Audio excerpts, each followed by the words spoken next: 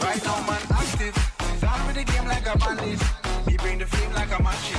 That's me no. Without the slackness, active style and pattern, that's a man there.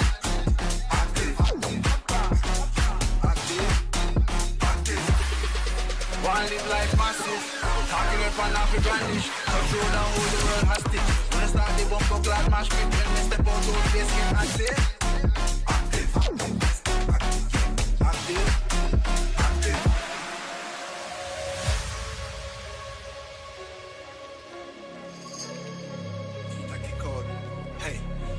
Now. Clocks on the east side, bad bitch on each side. Big split, chillin' on the beach side. Run things. All right, it took a little bit longer. I just had to deal with some small issues. Had to really quickly help my dad out there. But now we are live with the 75 minutes of Mount Panorama, otherwise known as Bathurst. We are racing in tricky conditions today. The original plan was rather simple. Race at night in the dark. That was proving to be a little bit too difficult, so we've decided to scrap the rain. We are still in the dark, but now it is not wet anymore. And we're going to do, as always, we're going to start off with 10 minutes of qualifying for the Porsche Cup cars. And then we are going to move over to the GT3 cars, joining immediately afterwards. Time will tell. Of course, when we're able to make those moves, then we'll see how things goes. For now, I guess, yeah, let's just enjoy the first couple of minutes of qualifying here. It's going to be difficult in these conditions to get out there and do well. Extra lights to, let's see, make the track feel a little bit brighter are going to help. But this is also known as a track that is rather difficult, of course.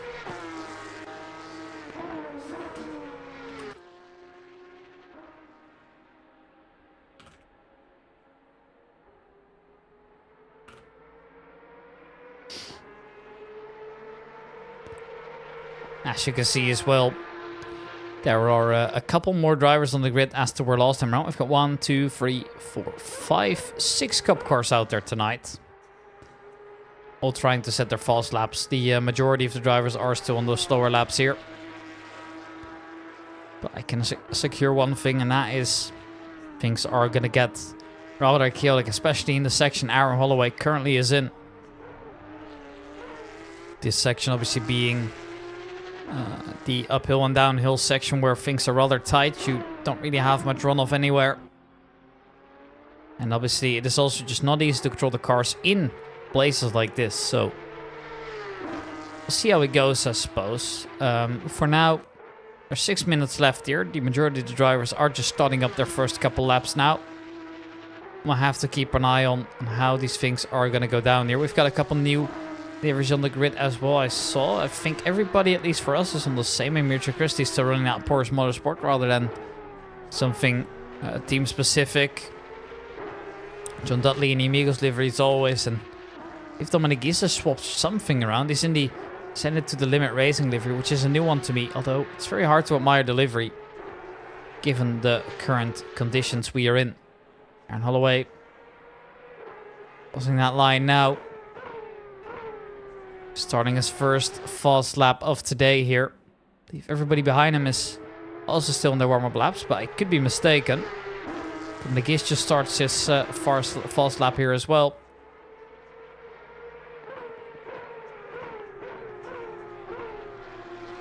As the cup cars will all have to find a little bit of space. Start the laps probably. No, Chris Tedder and Rich Christie were on fast laps already.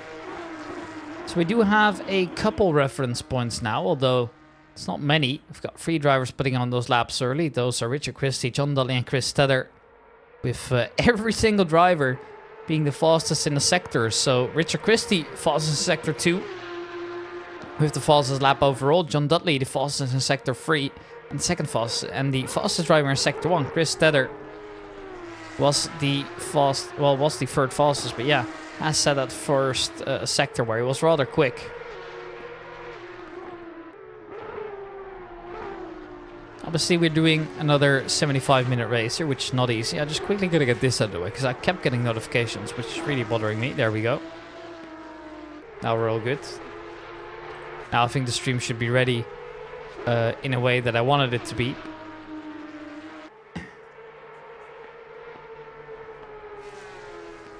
Always a little bit chaotic, those streams, I know, but gotta admit it as well.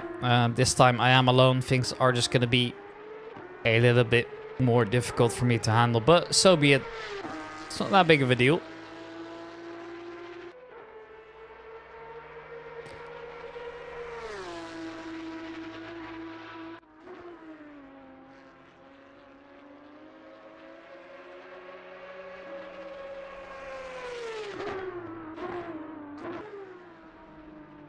We've got more drivers crossing that finish line now. Aaron Holloway losing his time significantly. And as was about to swap over, we see another lap time coming in for Dominic Gies here. That was actually why I couldn't select him there. It was Merrifield putting in a time, which is good for 5th fastest here. But the Cup cars are rather slow compared to the GT3s anyway. So honestly, I think these are good reference times. Saw during practice that the slowest GT3s were doing 206s. Although we have some less experienced drivers in those, of course, so that happens. And that does make a difference, of course. This is John Dudley then. Making his way around as well, starting those laps now. All of the Cup cars have got some time set in for now, where all drivers are looking to get up there and be faster, especially this man. Aaron Holloway on the absolute limits already. More than half a second faster, but he is pushing it to the absolute limit. That's going to cost him some time. Just making his way through the downhill section. Hoping to improve. And if he does it in the way that he's currently aiming for, I mean, he's going to be 6/10 faster. And that's actually going to put him up there with the big boys. Although it wouldn't be good enough to beat Richard Christie outright. Unless he's somehow able to find a couple more tenths here, then maybe he has a chance at this early on. Obviously, with qualifying being rather short for the Porsche Cup cars, I like to imagine that just that half a second that you can gain now, something you'll absolutely take. Now, obviously, Richard Christie is also improving on this lap, so it won't really matter directly, but just getting that improvement in is first of all good for your confidence, and then second of all, also just helping you secure a position a little bit more. Everybody set their safe laps. Now this is where we're currently finding ourselves. Aaron Holloway crosses the line. Does improve significantly, but it's not going to be good enough for more improvements. Dominic is still the fastest driver around, and that was Merrifield. Is just standing still right now. Needs to ensure that he lets Richard Christie by, and that is going to be a bit of a shame there. Lap ruined early on. Now just a minute to go until the GT3 cars are released.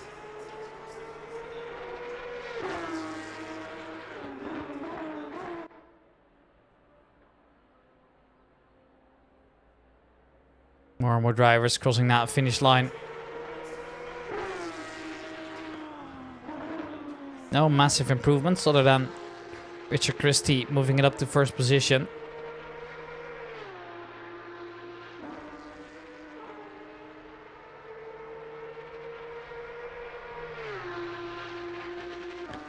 And now, with just half a minute left, Cristetto's gone into the pits. He's basically finished now.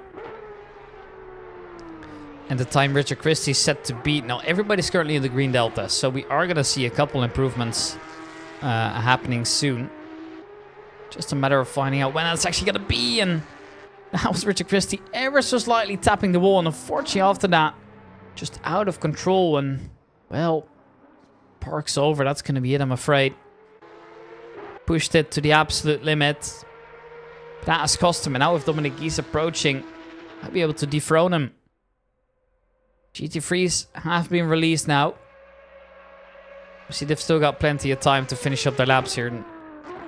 And actually, it appears not only half of the drivers have come out for now, so it's going to be interesting. See how that one pans out in the end. Maybe some late setup changes here. Maybe some drivers hoping to just get a little bit of extra clean air. So Adam Holloway is going to come in soon. Set for a 4/10th improvement to push himself up to P2. No, it's going to be P3. Dominic Geese then to take away the pole position from Richard Christie here. Surely he's done it.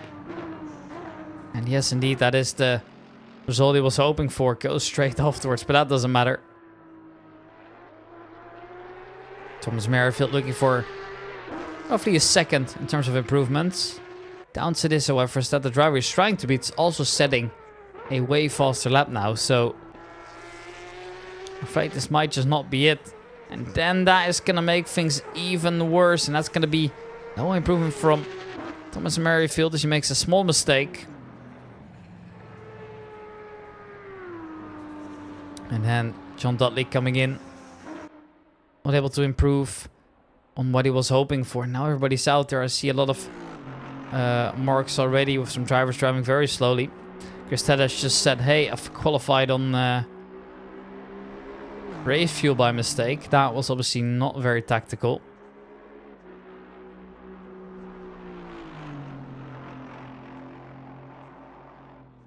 And now all the GT3s are out to play. And obviously the usual heavy hitters have joined us as well today. And in which David Hill, Konchik, obviously. Those are the drivers to watch in my opinion, at least the top three. Terry Frederickson also, didn't even notice he was there, he is there. And a couple more here. Neo Eriksson, also rather new to the server, but has already achieved some pretty impressive results now. And David Hill just about to start his first lap here over at Mount Panorama.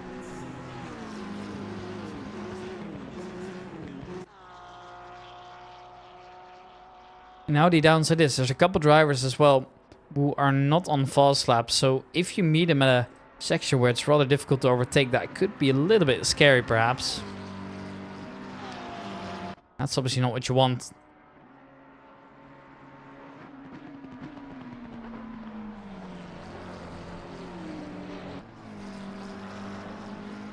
Yes, it's not easy.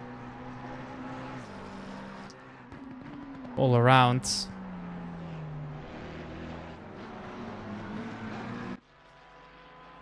Who are the drivers to watch then during the session? Aaron Sparks about to get out there. Currently no drivers set a time yet. Obviously all these drivers still have to come around at least once. You can just admire cars. Look how slow they're going. They're just hoping to create some space, right? It's just unfortunate that some drivers are already able to start their lap a little bit earlier. There's Elliot Watts speeding up now. Notice he has a big gap in front, and as long as the driver in front of him doesn't crash out, they should be good to go. So who's going to be setting the first laps all around? It's actually rather hard to see from the program that I'm using, as I believe that was David Hill going off. Yes, indeed, that is the case. He's back into the pits. So we do see the usual mistakes coming out there. Hanovich immediately takes provisional pole. Eriksson goes second fastest. Not quite there, but still a good time nevertheless. But it's this man I'm really excited to watch for. And that's immediately also the new pole sitter, Damian Konchik, coming in. Improving on this lap rather quickly. Now we've got 3 drivers, and well, one of them unfortunately not going to be sending a valid lap there. Matt Ailing going rather wide. But there are still a couple drivers in that group. I just don't know who it is. It's number 70. It was number 70. That is Oliver Jewick coming in. And Oliver Jewick with timing won't be too happy with, I'm afraid. Not up there to his standards. Not able to put in that pace immediately here. Here's Cole Mooney as well. A driver that we have seen in the past is now finally back for at least one race. Maybe a little bit more of a guest appearance, as obviously he has a pretty busy schedule. Cole Mooney start his time lap now as well. Next up is Aaron Sparks, number 319, in the Dr. Pepper livery to set his first timed lap as well. Now, he has actually invalidated now, it appears. So, yeah. Well, he had gone off a little bit earlier then. I just didn't see it. Or is that just my software messing up? Yeah, that is the case, because he does set a lap right in the middle between all those Porsche Cup cars, meaning he's got potential to gain a little bit more. At least that's what he's going to be hoping for, of course. And Elliot Watts now showing what he's made of. Setting a first time lap, good for second fastest. Not up there with the big boys just yet. Maybe Terry Frederickson is able to do something else. Terry Frederickson actually did stream his race over at Laguna Seca. That was rather interesting to watch.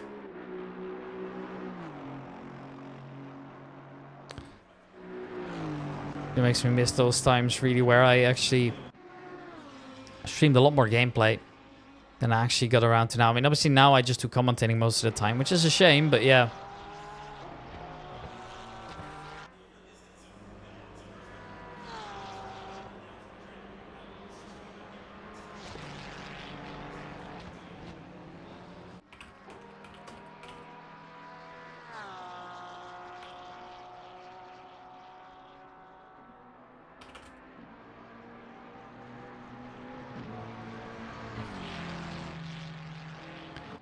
More and more times coming in here as well. Just a matter of mere seconds. Medailing wants to set a lap, hasn't been able to do so yet. Time's obviously ticking. We are almost halfway through the qualifying session already. A rather scary prospect here. David Hill coming in.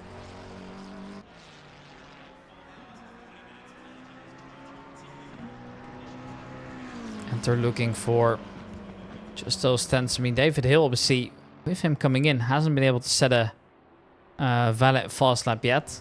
Aaron Sparks has already and is looking to improve by over a second this lap, putting him at least ahead of the Cup cars for now. And he's looking to be an active contender in the midfield. Whereas he actually can perform that, I am not entirely sure. And here's Samuel Bugawa, our controller warrior. Did pretty well in the Bathurst race during our SRO qualifier warm-up event. And I found that honestly quite impressive because this is not an easy track. He did manage to put in some good laps, but now obviously he's going to have to perform again, see if he's able to do so. Harry Howard then is going to be setting his first time lap, but nothing to write home about. At least I think there's more that he can gain there. If Elliot Watts now coming in as well, together with the number 909. I'm actually unsure what that is. Now Elliot Watts going slowly, so Nikan is now the driver to watch, and he goes third fastest. Yeah, he thought maybe it wasn't worth continuing. I guess that is the case. Maybe thought that Nikan would get into the way of his lap there.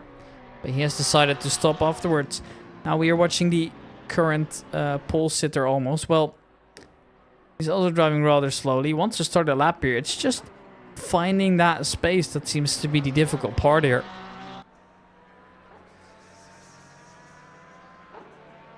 Now more and more drivers just sending in their times. Nico Handke doing rather well. And Guy Cunahan to join a little bit later on as well.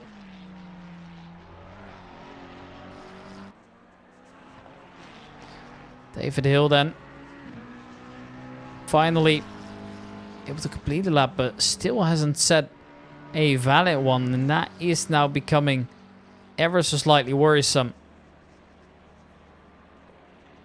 Obviously it's all his own fault, right? He was the one that went off. He had to come in, do another warm-up lap, and since then it's been a slippery slope for him.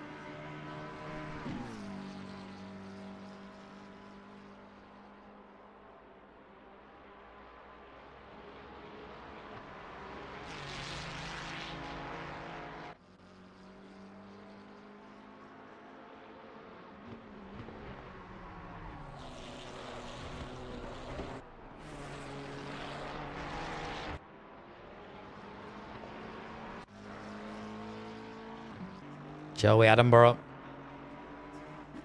Now less than 10 minutes remaining of the session, meaning we are halfway through the GT3 qualifier. And Joey going 20th fastest.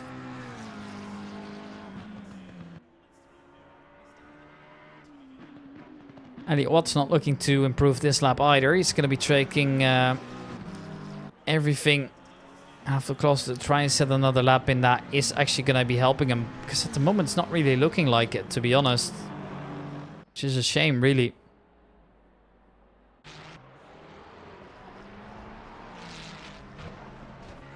Now here's the current pole sitter again. Damian Konchik looking to improve even more in this lap, and he will be able to do so.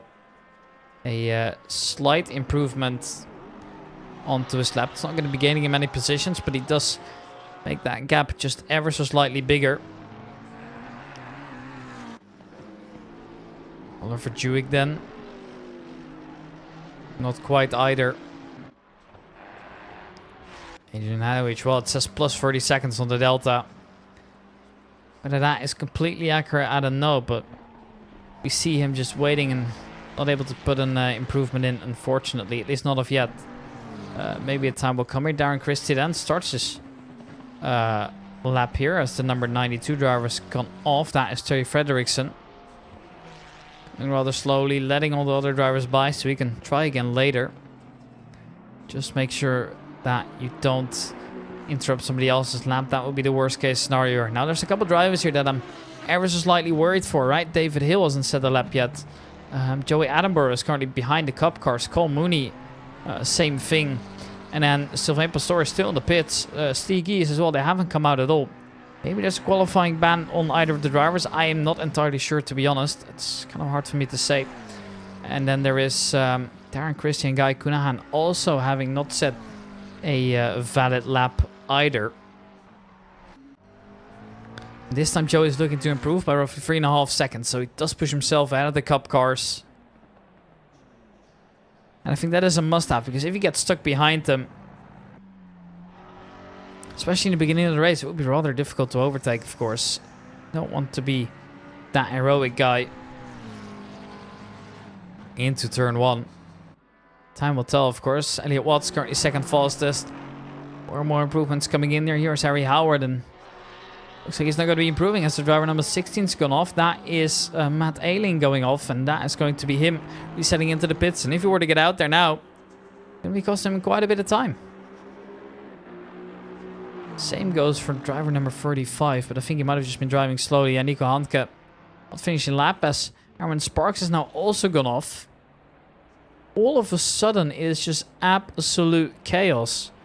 And, well, that was not what you were aiming for. Now, Darren Christie is still setting that current lap in, although it's going to be difficult for him to try and improve.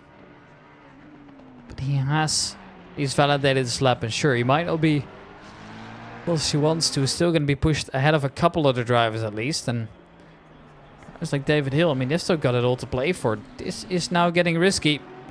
Terry Frederickson then, currently 1.8 seconds all the pace on a stellar lap right now. Looking to improve by roughly a second. Now that would put him up there in and around the top 5 perhaps. Let's get pushed down another position before crossing the line himself. And he goes 5th fastest, pushing down Nero Eriksson.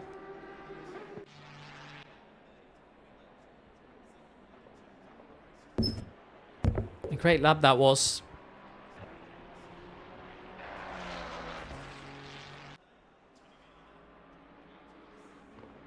Adrian Hanowich coming in.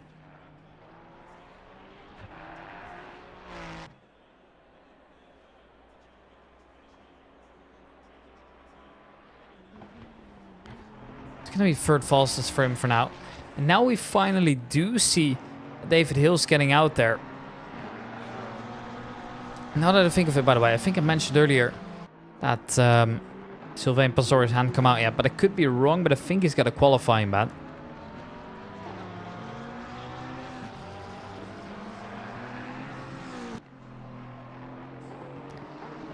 There is David Hill.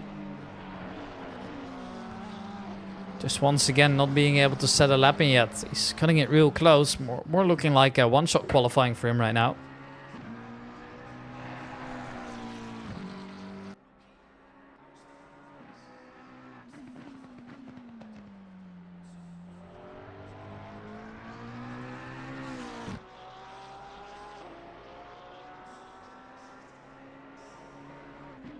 Halen, well, currently basically in the midfield here. Now it's all going to come down to Steegi and David Hill if they're able to set valid laps or not. The rest is at least relatively safe. Sure, Aaron Sparks won't be improving, but at least he's out there with a valid lap.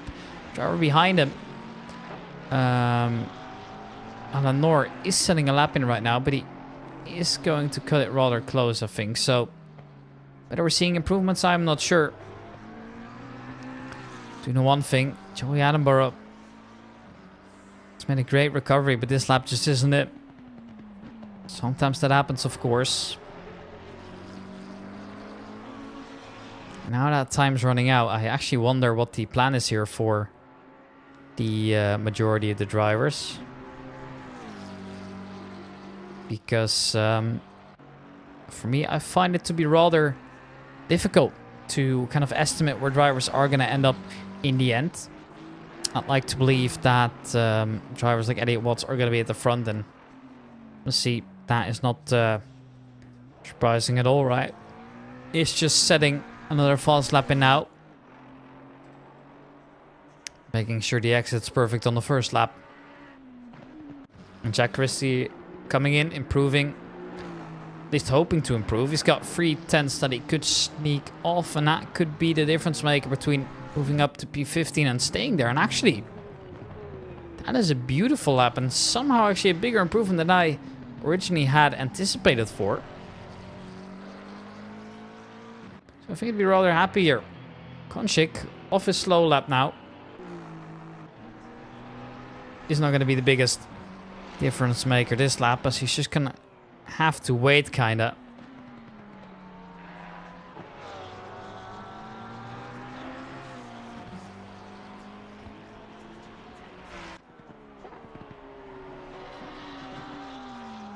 Now 2.5 minutes left here. Notice as well as the drivers are kind of driving in this kind of clusters. That's not going to help you. If you get stuck there, it's going to be rather difficult.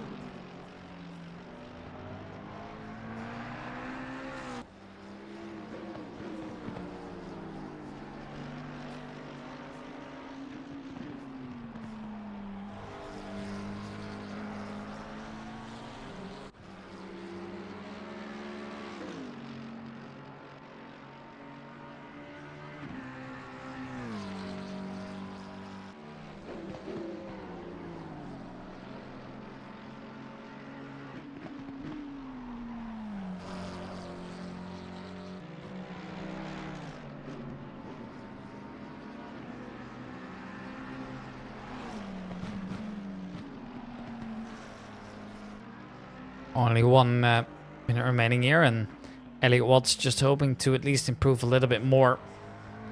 That delta is quite tight at the moment, so should be an ever so slight improvement here, and well, looks like not even. Time is running out at the moment here. Jack Christie's looking to once again improve. Hopefully 7/10 even. That's going to help him a lot. Moves up to P12, but the gap to the drivers at the front is still rather large. So I think that makes a lot of sense on tracks like this. So I'm honestly not too surprised.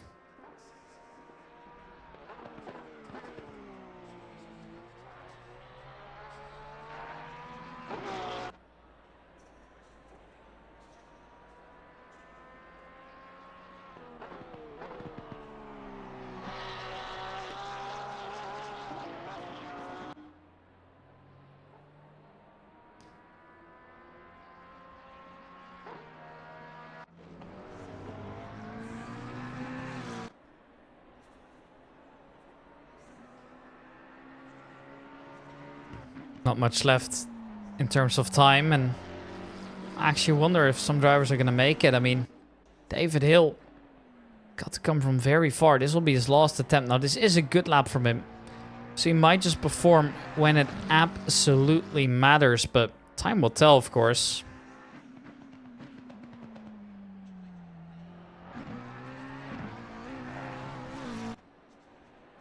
There it is, P10 for him, and I think if you're David Hill, that is a rather disappointing qualifying.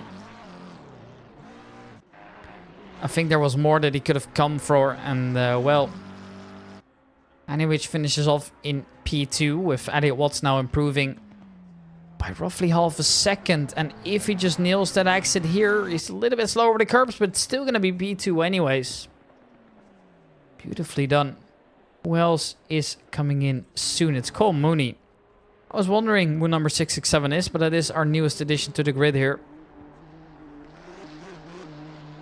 Just bouncing around in that Nissan. Therefore, not finishing up the lap. Terry Fredericks and then improving by roughly 2/10. Not going to bring him anywhere, but it could just help him be a little bit more safe. That's exactly what it does. A couple drivers still approaching. Now, that is including the current pole sitter, which I don't think he's going to get beaten. He's actually come in. He's not even finishing up the lap. And Matt Hayling is improving. Still, we're nowhere near the front, though. And he could be good enough to steal away that P11 here. Gaining roughly 6 to 7/10 here in the end. That's indeed is what it's worth. And now there's 2 drivers remaining here. It's Nico Handke together with Darren Christie. And oh, this is maybe not the way to do it. Then they're side by side. And actually, the driver's hitting the wall. Nico Handke finish off the lap. And well, that is one way to end it for sure. Ladies and gentlemen, the race is going to start in a couple of minutes. So we're going to see how that one goes down. I'll be right back in just a moment.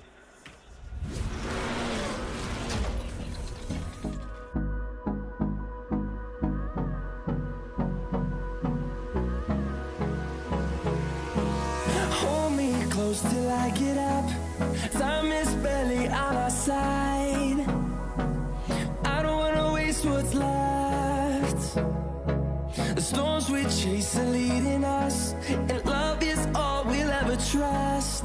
Yeah, no, I don't wanna waste what's left. And on we'll go, through the wastelands, through the highways, till my shadow turns to sun rays. And on we'll go, through the highways, and on we'll go.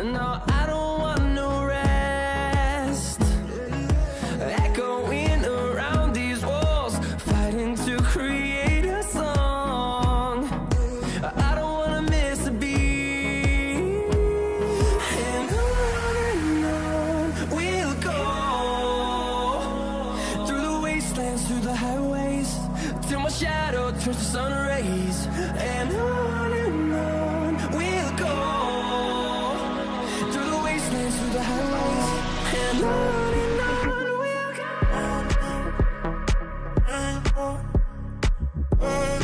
In the city, ocean, running down,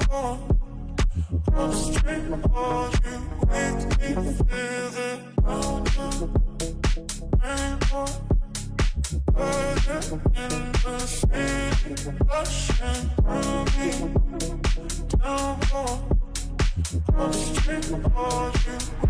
me feel it.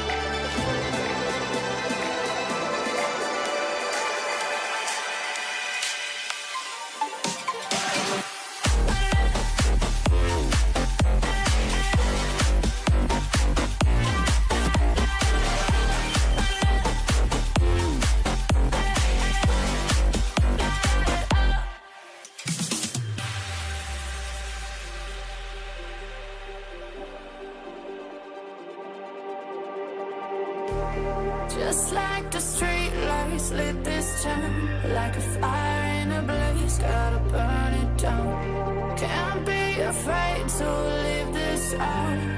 We got this far, don't know how. I see danger in your eyes. They know we'll burn down the night. Coming just like the sunrise. You know that we gonna let it out. Tonight, we gonna let it out. Tonight, we gonna let it out. Just like the sunrise, we gonna let it out.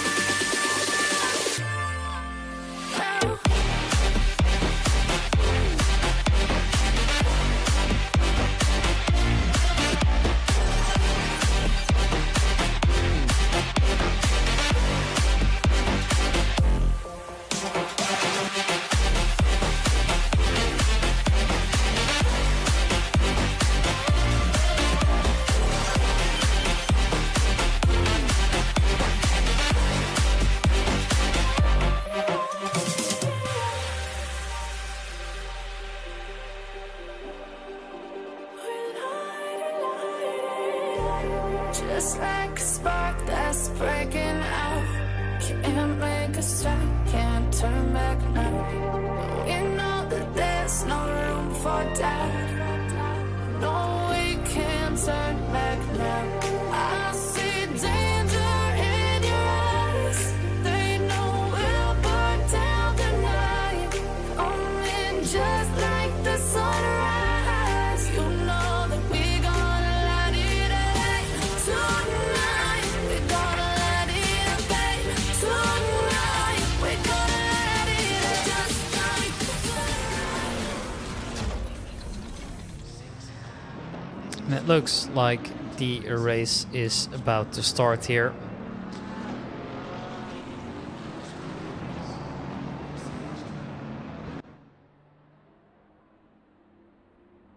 Everybody just starting out on that warm-up lap here.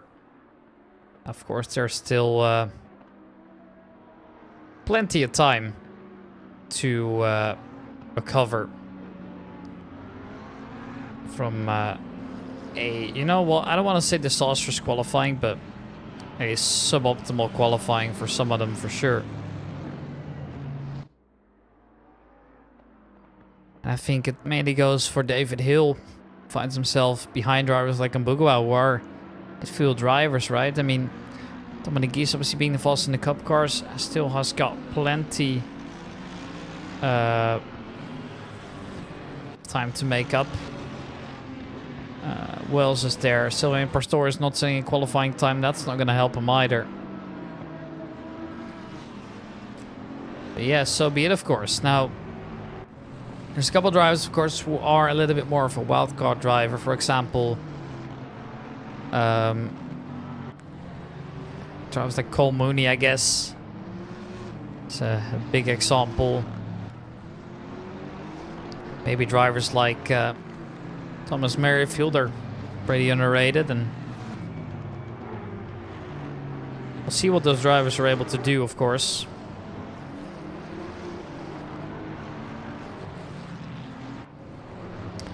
And time will tell, because the race is about to get underway. It's a 75-minute race. The conditions looking quite alright to at least go racing. Obviously, it is now light again. It's going to help quite a bit.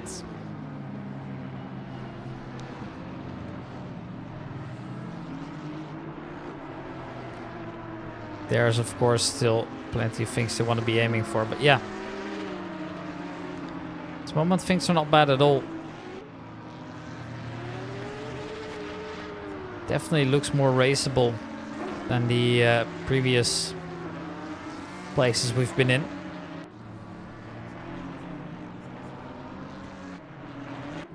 And here we go then. Getting closer to the uphill section, then going down. Obviously, this is also the point where I'm getting a little nervous. Dare I say it.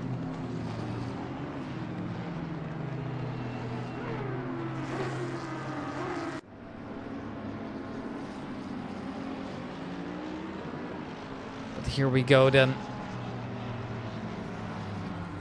Starting rather soon. I mean, obviously, once you've got down past that downward point, you've got an opportunity to try and do well, but it won't be easy.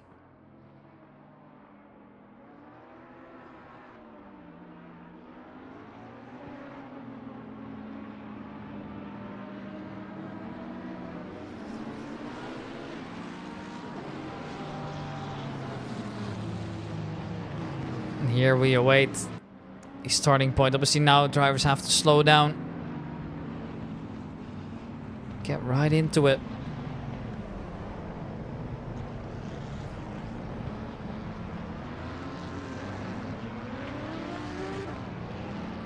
Just got to get around that corner. Try and come in at a good point.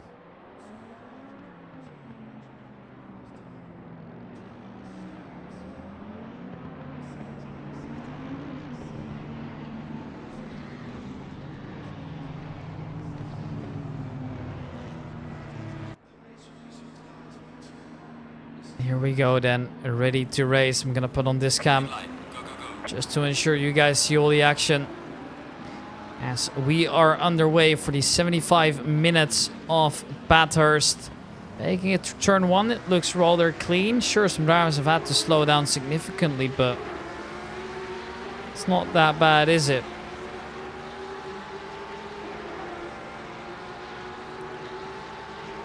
Now we just await going into that uphill section. Chris Tedder struggling to stay on track there.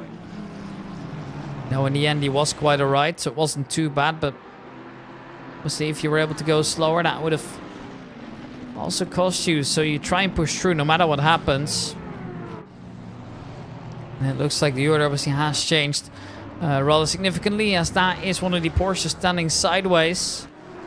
That is, I believe, one of the default liveries, so that makes me think that it might have been one of the Christies, and well, it shows indeed it was Richard Christie. Not what he was aiming for, but yeah. Sometimes life's rather unfair.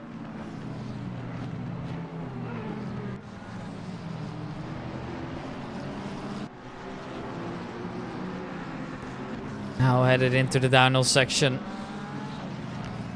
I don't necessarily know what the call is gonna be, but do know one thing. Once stuff is about to come down, we might see some very risky moves later on, which obviously could backfire quite a bit.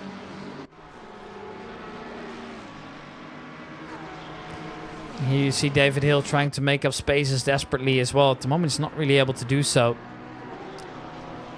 Even though he'd really like to, of course. Now there's the yellow flag out for the number 16 car. Matt Eiling spun around. That's not what he wanted. It's not too bad here. It's definitely recoverable.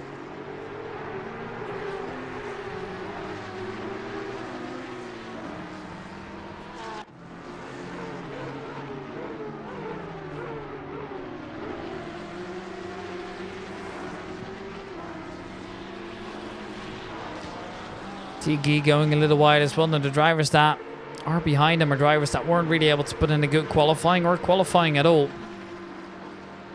Now that does not help. Especially because you gotta let him by at some point, right? Sylvain Pastor is one of those.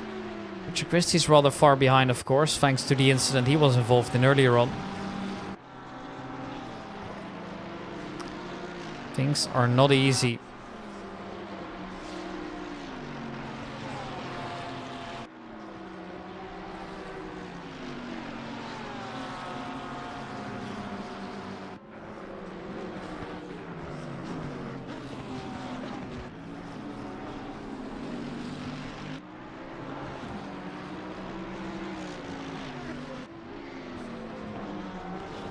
Here they now are, just coming out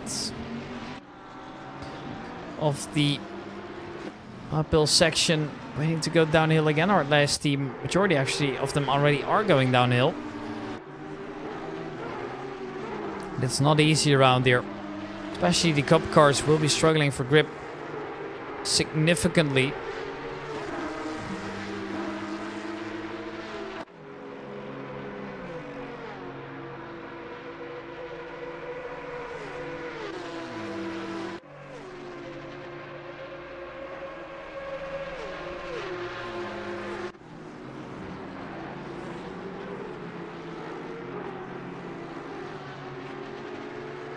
Thomas Merrifield going rather wide.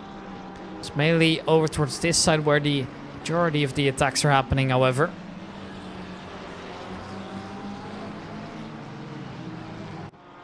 There is one driver going very deep there. I believe that was one of the free CD cars. It's not what you want to see at all.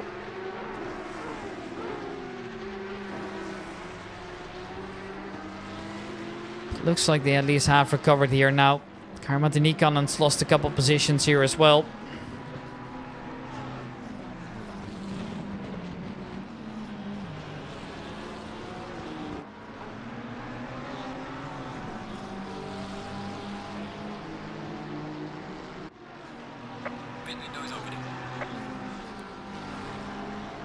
You heard it correctly, the pit window's opening now. Which means drivers are able to do the mandatory pit stop here. This time we don't have fixed refueling. Unlike in the other one, where we actually did.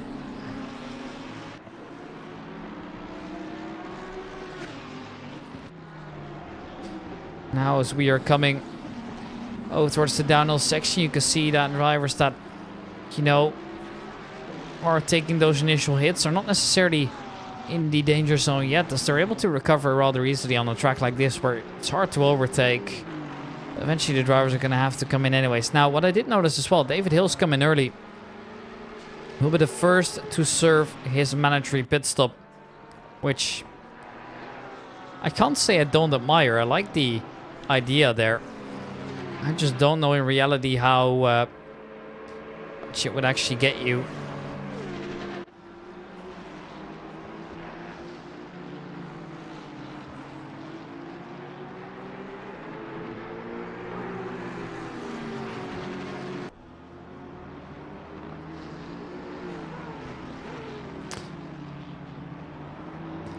making their way over towards the straight again. It is currently Jack Christie chasing Alan Noor, and he's going to try and go for a move here. And it looks like Alan Noor is currently still ahead, at least temporarily. That might change later on.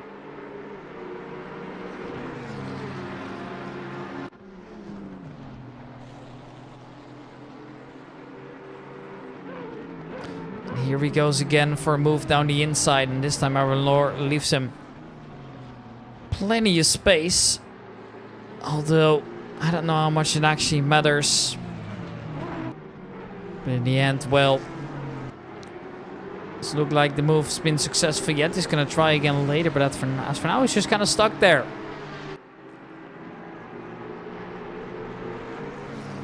Who's going to be making that move? I don't know, but at the moment it's just waiting, hoping that somebody makes a mistake.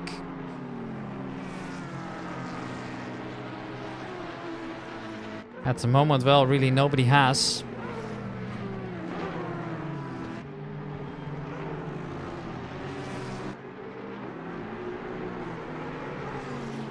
Oh, let's see who else is driving close. I mean, Nico Handke's still out there.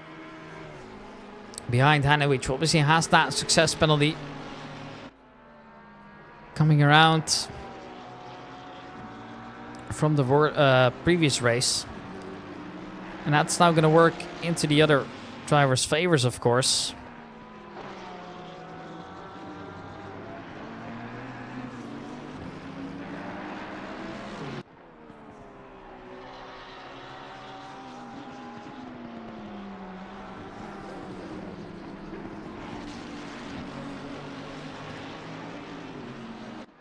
Just when do you open that attack here? Now, obviously, around the uphill or downhill section, it's rather difficult to overtake.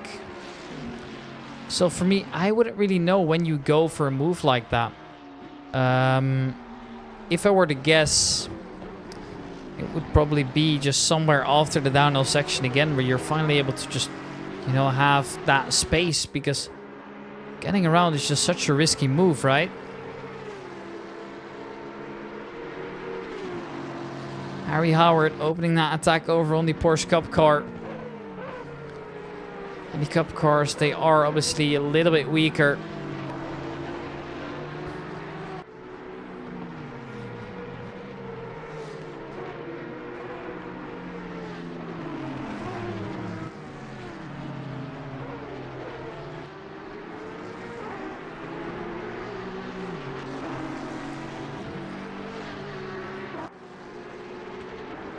At the moment, it really doesn't look like he's getting any closer to the Cup car, though. That was Samuel Mbugua seeing Aaron Sparks go rather wide in the background. Obviously, that was not what he was intending to do, but does find his way coming around.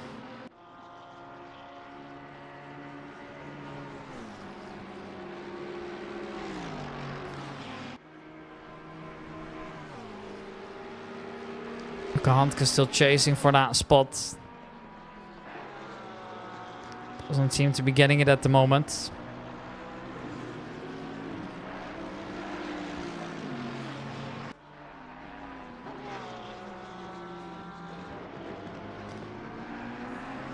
Maybe later an opportunity will arise. I mean, I'm watching Samuel Mbugua just getting closer and closer to the GTR, but the GTR is so powerful on the straights. It's just unfortunate that it lacks in any other department, really.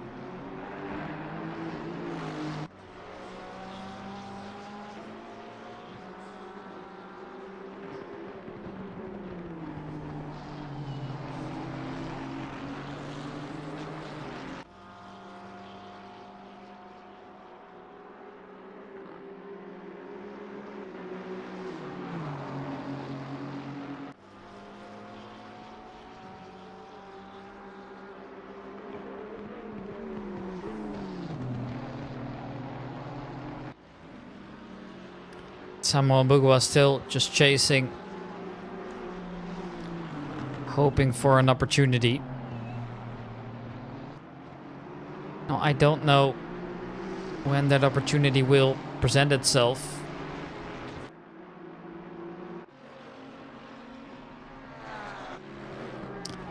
My guess time will tell.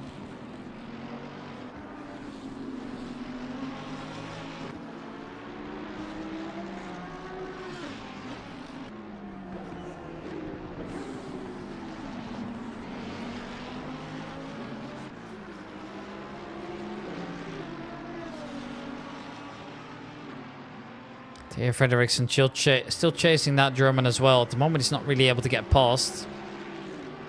I think eventually he will be able to do so.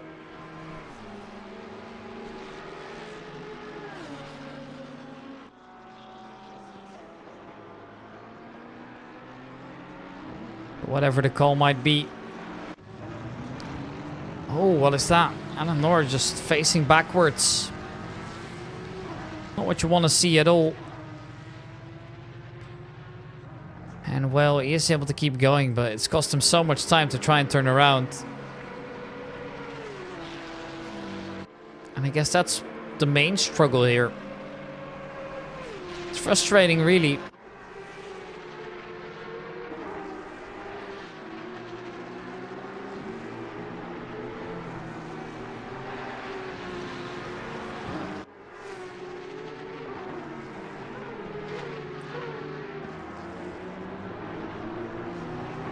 Sylvain Pastores has made up a significant amount of places as well over time. I mean, he's currently still in P17 already, and now I know he's a good driver.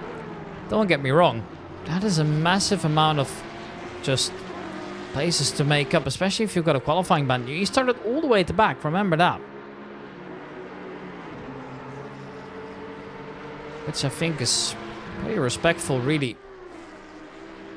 Respectable, rather, not respectful.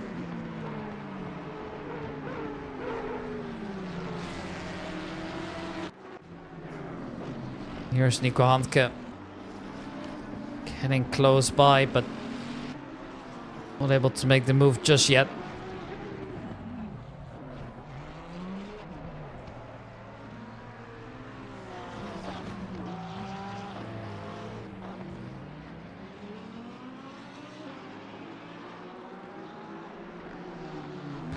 Nico Handke crashed out. Fortunately, he's going to be losing out a bit of time there.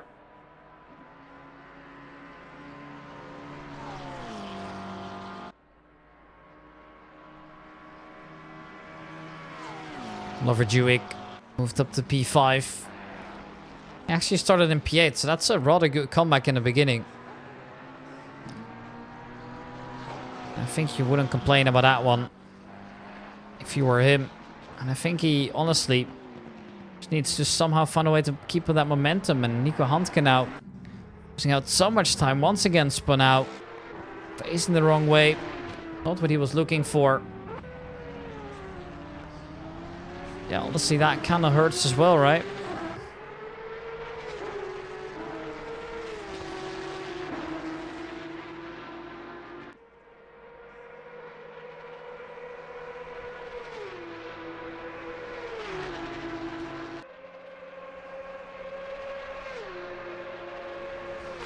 Here we see the Porsche going side by side. It's Kyle Martinican who has served this penalty, pit stop versus Thomas Merrifield, who finds himself facing the wrong way. What was he hoping for? Darren Christie picks up a drive-through. And well, this is obviously going to be quite a big hit, especially in such a race, right? It's a shame, really. That's just how it is sometimes.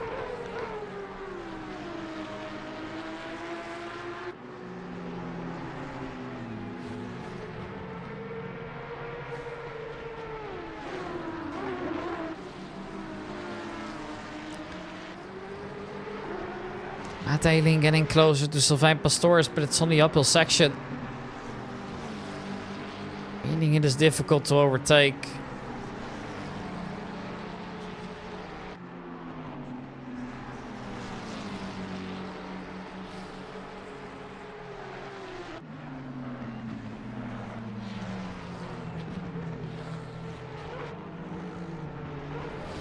You could just see he just has to wait. He's just kind of in no man's land. He's just stuck there.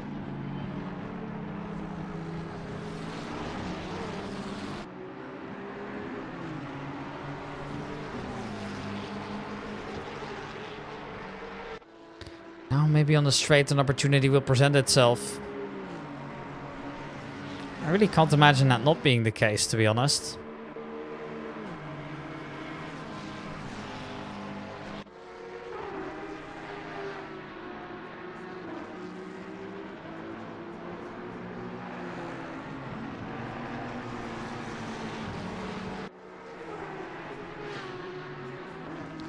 Joey Attenborough now also getting into the way. Now, this is a fight for position, actually. Swiss driver does win that first. Seems like Joey Attenborough had gone rather slowly. Not what he was hoping for, but I guess so be it sometimes.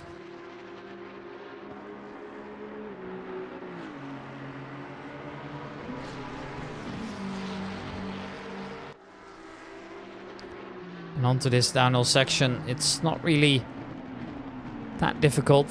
At least not the technical part of it. It's just now the uphill section, and then the downhill after that is the trickiest part.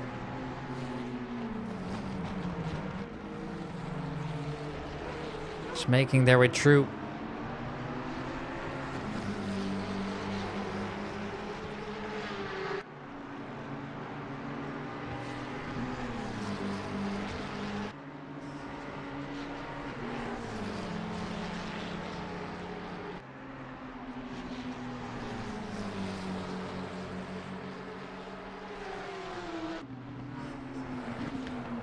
Hailing on that downhill section is still chasing. Whether he'd be able to pull off a move, I don't know. I like to think he could.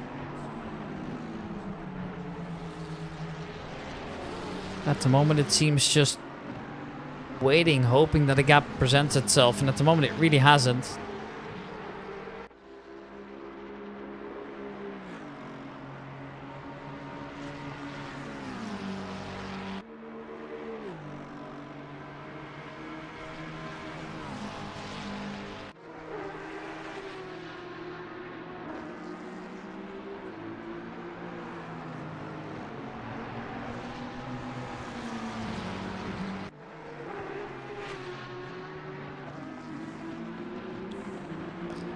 With just 55 minutes remaining of this race, I guess it's safe to say that the pit strategies will honestly come present itself soon. I mean, Fredriksen's in.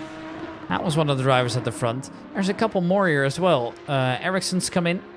There's a couple at the back as well. Cole Mooney served it. David Hill has. Now, David Hill has had a, don't want to call it a nightmare start, but not too great of a start.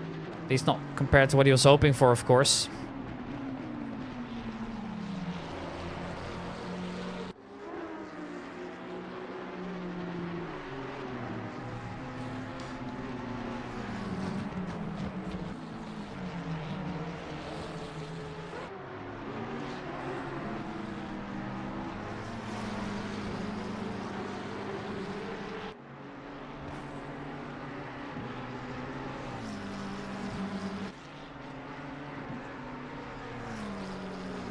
Van Hailing eventually makes it past Joey Attenborough.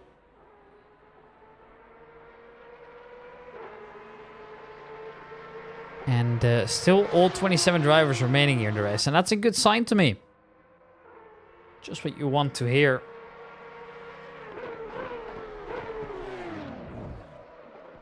There's a big crash. Thomas Merrifield together with one of the other Porsches. Not very good to see here.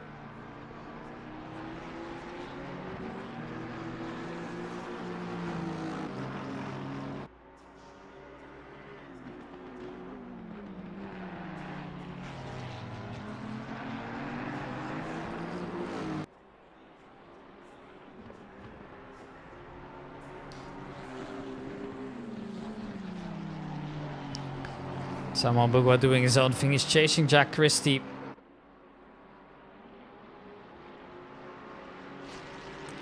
Wants to get ever so slightly closer. Or perhaps hoping for a mistake or two. Could lead him to get that advantage.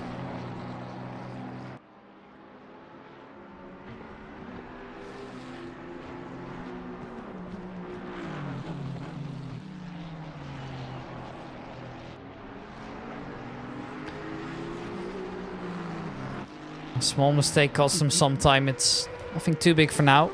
Harry Howard has had a good run as well.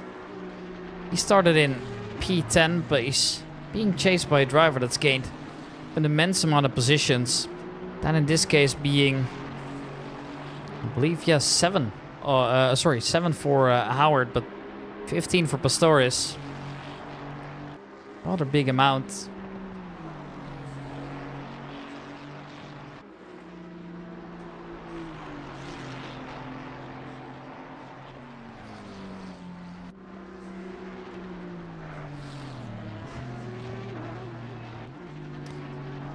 And Sylvain Pastorius is patiently waiting. There's a big incident up behind there. I want to see that one again. What has actually happened there? Looked like a rather big impact for plenty of drivers. But what's actually happened then? Am I even aboard with a driver who's happened too? I mean, I think I am. I'm just not too sure.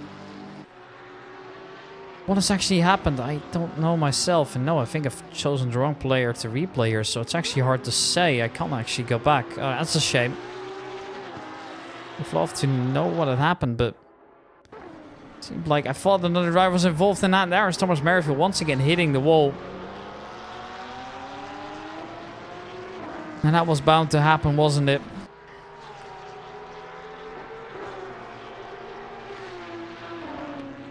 Not good at all.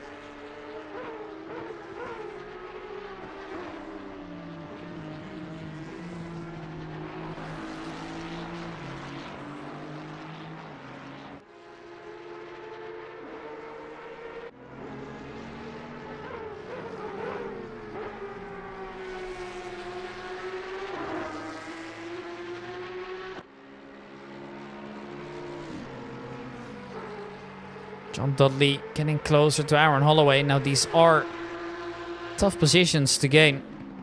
Especially if you consider that these cars are absolutely equal and they have no traction control. Making it rather difficult to properly get around. I mean, it's all going to come from raw driver skill here. The car's not going to give you any advantage. Although I must say, with the LFM BOP we use, I find the field to be rather balanced.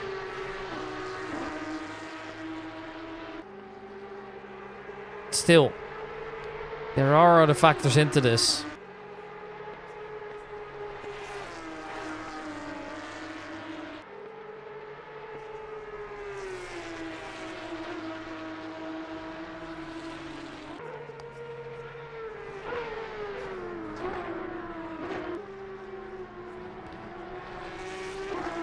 John Dudley, well, eventually gets past Joey Attenborough. Aaron Holloway. Don't know what I'm saying at this point.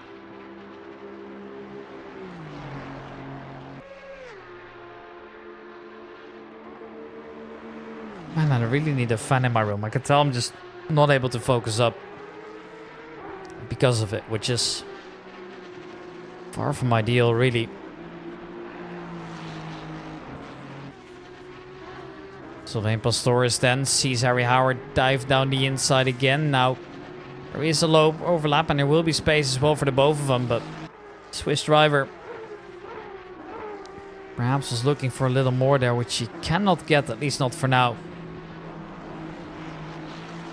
Herman Denikon makes his way past Aaron Holloway as Stigi, Thomas Merrifield and Guy Cunahan have come into the pits, and so has Neo Eriksson. Just all serving their mandatory pit stop right now. Getting it over with.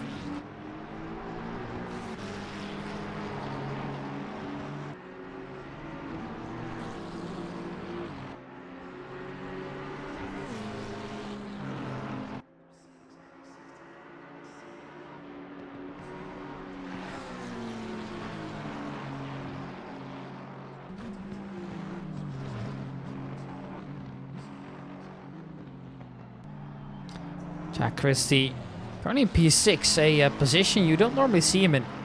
Obviously, a lot of drivers have pitted as well, but I actually don't think he's in trouble with pitting compared to any of the other drivers, especially with the penalties coming in. So I think this is actually a rather good position for him to be in.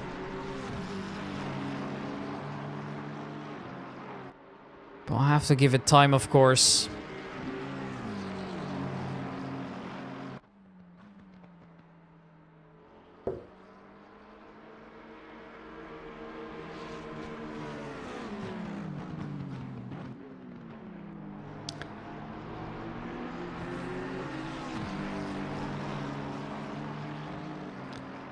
Maybe Jack Christie has to worry as well. I mean, Samuel Mbugua, he just for some reason, and I don't know what reason that is, but he just seems so comfortable getting around Bathurst on a controller compared to any of the other drivers I've ever watched.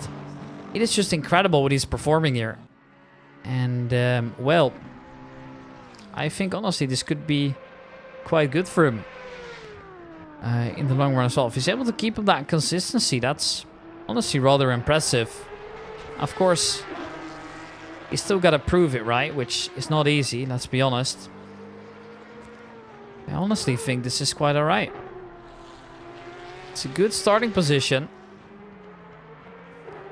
Just how much more can you get out of it?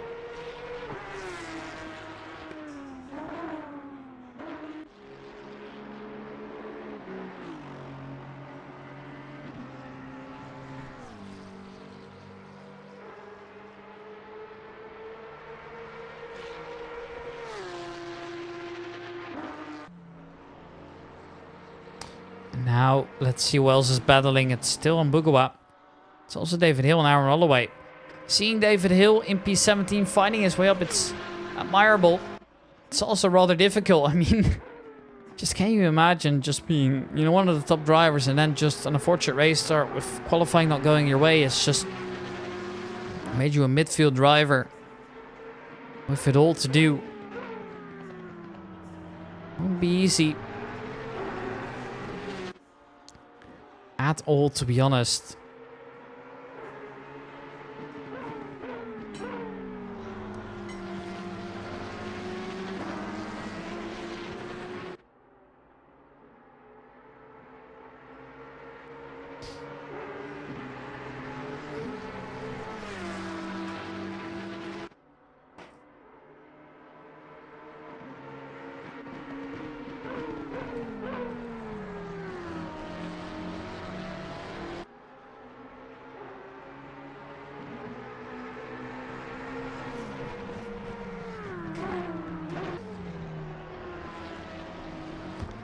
Blue flags are out as well for a couple of the drivers.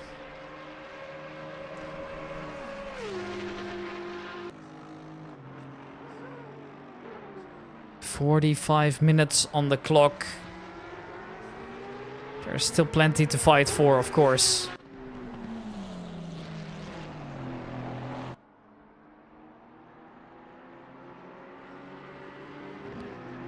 We are, believe it or not, I mean, this is a 75-minute race, right? So we are getting rather close to that halfway mark anyways.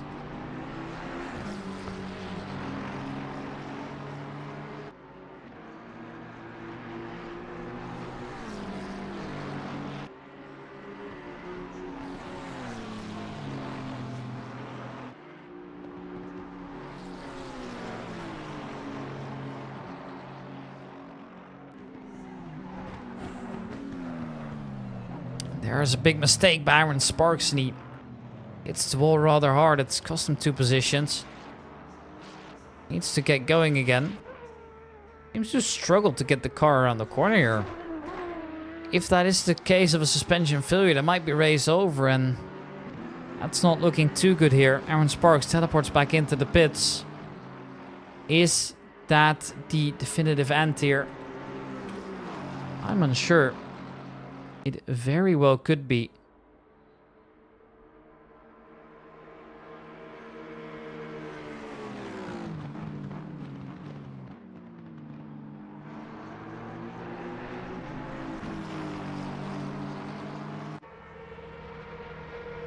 Here's Sylvain Pastor is still fighting hard. It's just that 5-second penalty is getting into the way.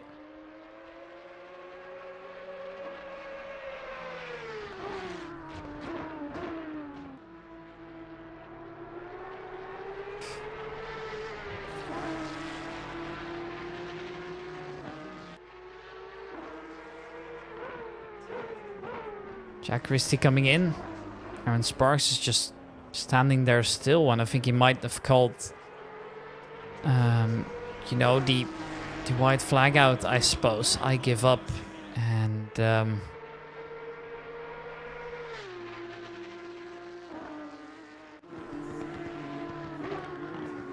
Paul Mooney close by here, wants to get by Aaron Holloway. But Aaron has been defending. Although obviously this is not necessarily for position as they drive in very separate leagues. Still find it to be an interesting battle to watch anyways. And that is one of the McLarens basically standing still. It's Elliott Watts. Has made a mistake, is now basically hugging the wall. What's he gonna do? Is he gonna get the car going again? Or is he done for? And well, there he is, the disconnect coming out. Even though he was fighting for good points, he has now decided to call it quits.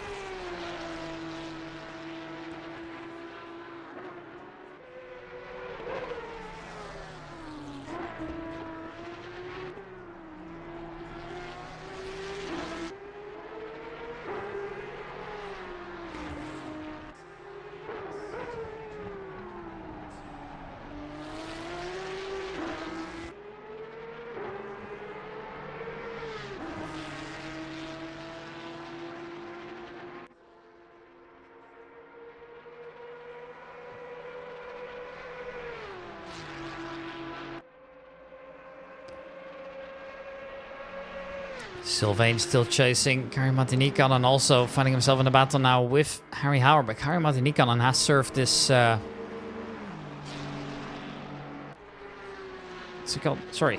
Kari Martinikanen has served this mandatory pit stop already. Whereas Harry Howard hasn't. So this is honestly a real good position to be in. If you are him. Samuel Bugwa coming in. Was before he came in, but now obviously has to serve that mandatory pit stop. This could be a great result here for him.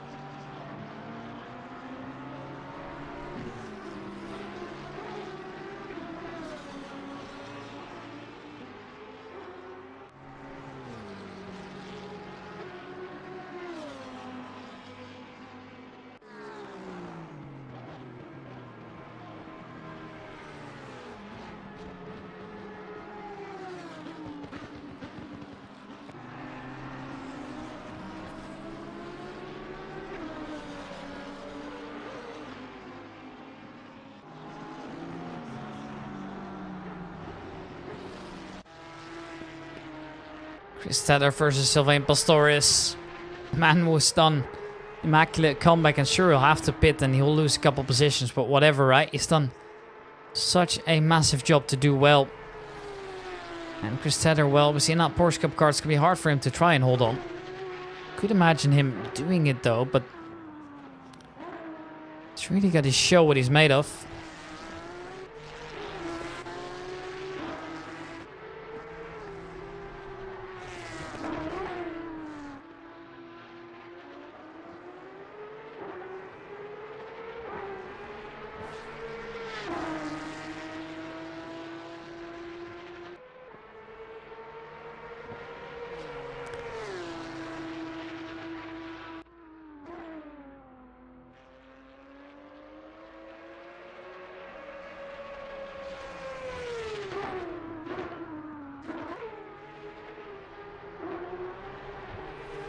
Harry Howard's close by.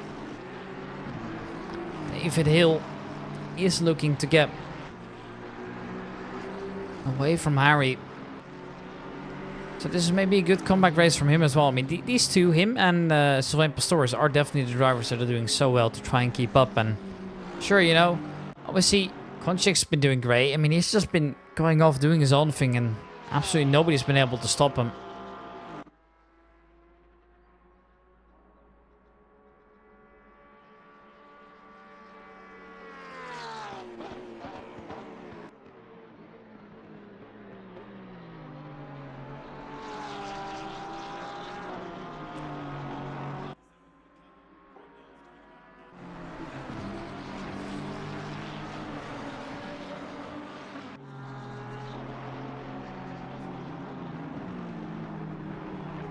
At the moment, there are 26 drivers remaining with a couple disconnects. I mean, Aaron Sparks managed to keep it going. Sure, he's lost a couple times, but...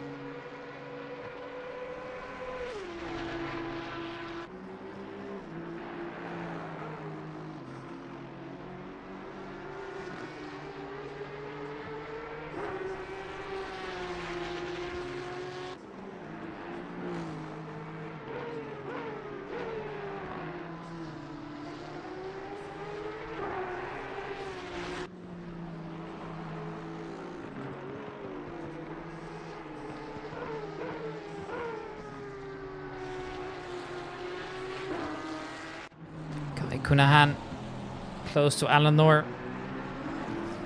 They are fighting for positions. Obviously, Eleanor is the one with the fancy setup, so that won't be the problem in any case. I mean, triple 4K monitors and anything you can imagine.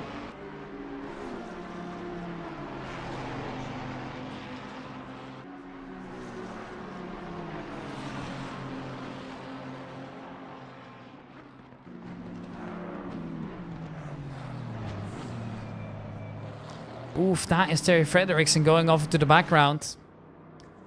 Where is Frederiksen even? Well, he's someone just standing there.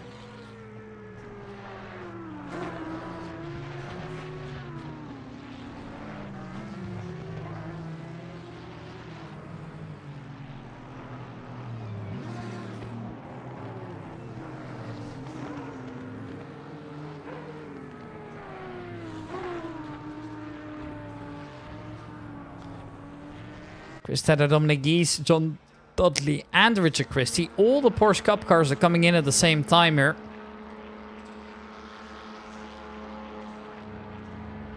It's an interesting one for me. Whether that pays off, well, I don't know, but if all come in, all serving that mandatory pit stop at the same time.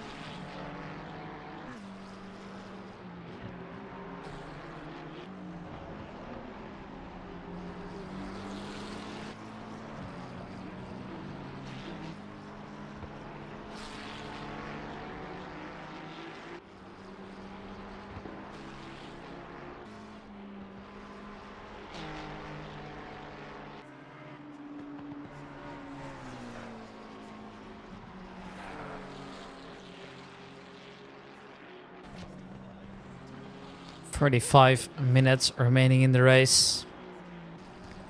We're well past that halfway point for now.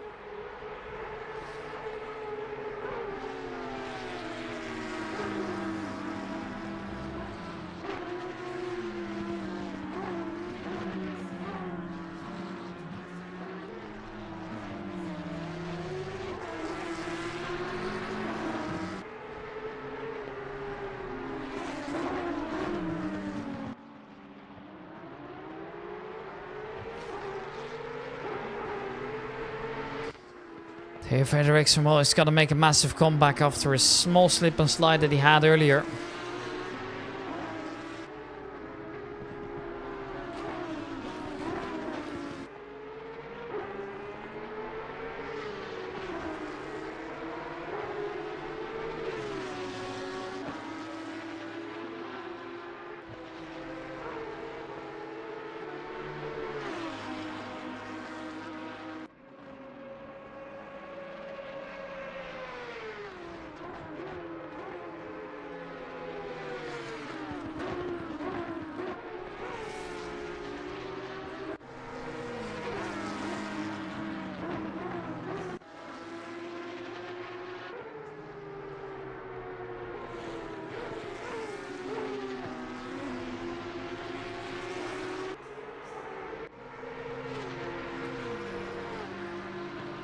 "33 minutes to go in the race.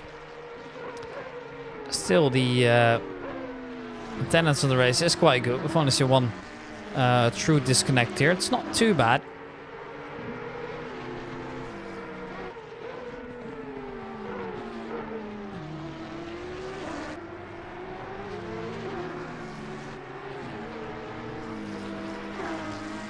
They're still chasing David Hill.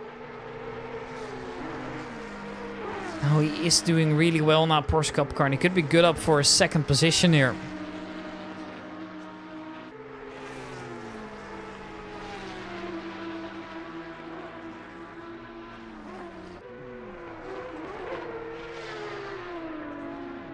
There's another driver going off there. That's David Hill. Oh man, that is not good.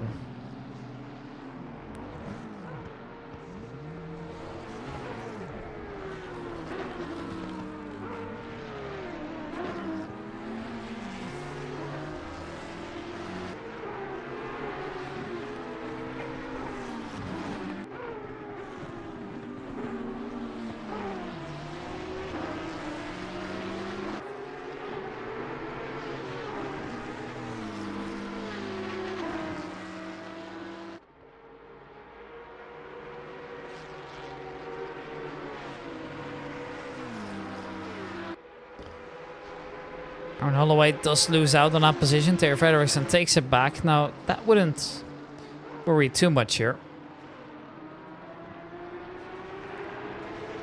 Not too big of a problem.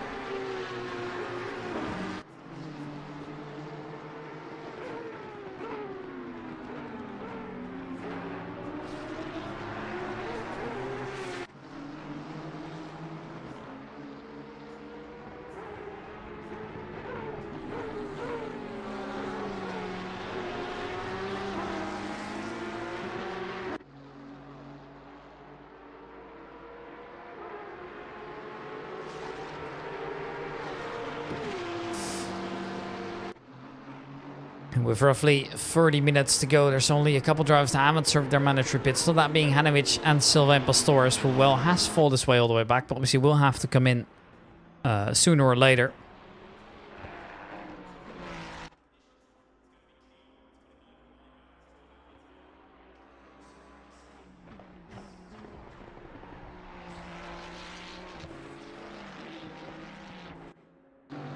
Cole Mooney there, who's going to the absolute limit. Almost hits that wall.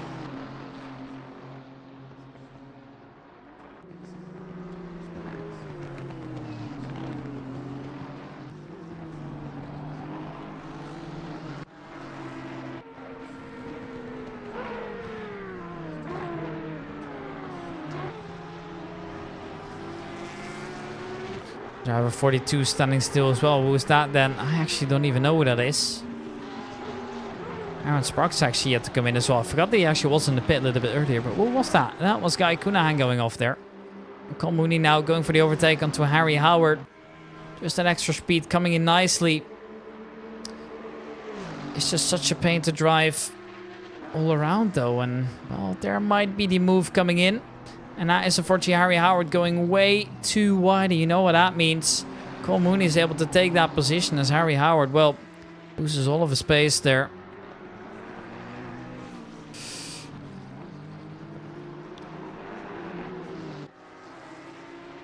So that just leaves a couple drivers to try and come in. I mean, Hanovic got a 23-second gap. So I don't think he's going to be able to stay ahead of Konchik here. Given that the general pit time of most of the drivers here has been around 1 minute, is going to lose that position eventually. Plus, he's also got a 5-second penalty to take into consideration.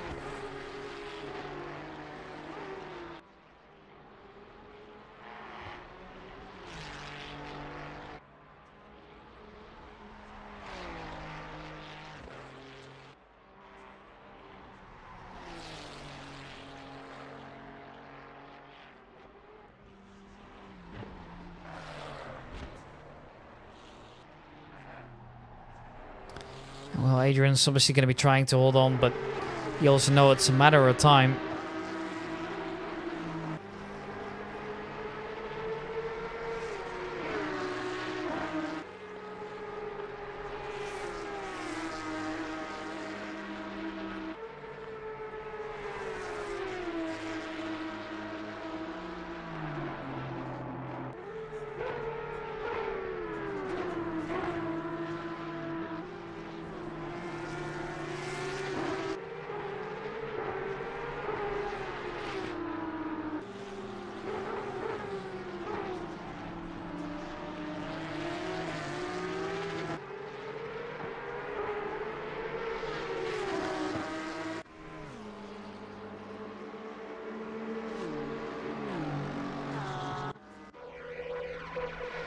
Here is two of the top cup cars. It's Richard Christie and John Dudley.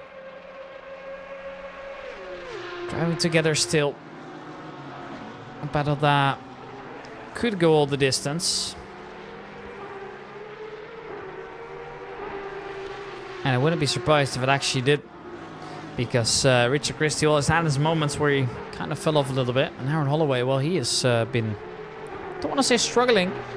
He's been doing really well, but it's just that he's not really at the front right now. He hasn't really been able to get into that sector yet. Now, Terry Frederiksen is just using that slipstream of Howie Howard to his advantage as he wants to go for that overtake later on. Not there quite yet, though.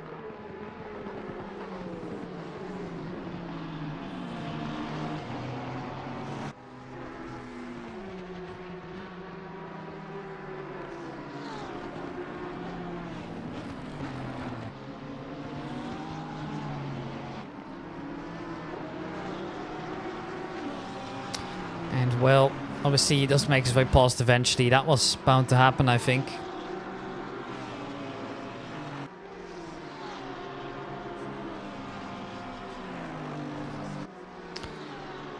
Sylvain Pastorius finally into the pits he comes.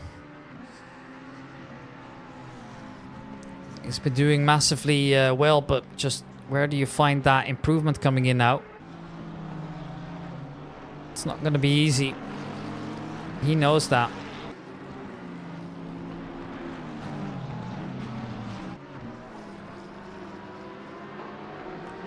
There is a small mistake by David Hill again, who just hasn't had the race of his life. This time, though, he's looking to get by Harry Howard.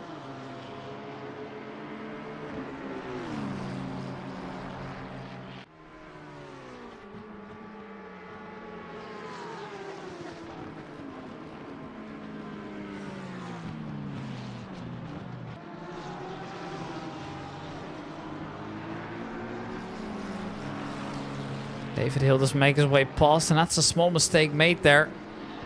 Aaron Sparks also in the background arriving, but obviously he isn't really close. He's not really in the danger zone as of yet. He was looking to do some damage earlier on, but a small mistake has set him back into the pits. That's cost him plenty of time as well. So obviously you don't really get to finish the lap that way. And yeah, that's not helping him by any means.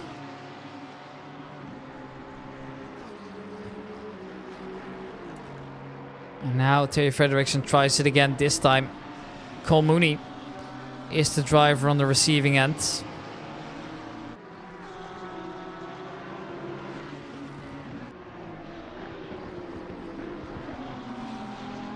Whether that actually is the solution or not, time will tell. But I do think that the drivers in there are maybe not necessarily used to this kind of pressure, but obviously they do have that experience that just gives them that edge now, right? Just chasing somebody around isn't going to do it. You need to somehow poke the bear good enough to get out there and do some damage. But yeah, we'll see, that's not easy, and they know that as well. So for me, it's rather interesting. And Terry Frederiksen still hasn't found his way around Cole Mooney. Might come a little bit later, but at the moment we obviously don't really know yet.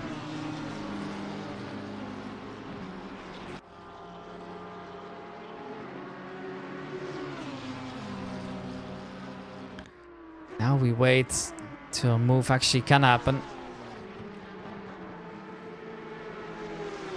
And maybe here in a corner like this you could just dive down the inside. Colm leaves him the space, goes rather wide.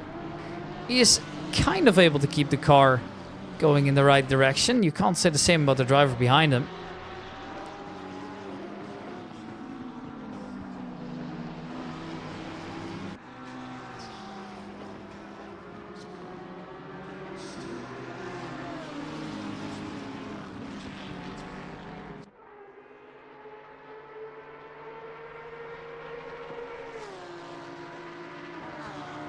Now the drivers are getting around to fighting for position. Obviously, you know that if you want to do it now, I mean, if you want to go for a move, you kind of have to do it now. Knowing that there's only 20 minutes remaining of the race, it's not easy. And obviously, we all know that. We all think that And, well, I guess time will tell to see how the drivers deal with it, but not looking that good at the moment for drivers like Terry Frederiksen who want to be at the front. Find themselves in a position they really don't want to be in.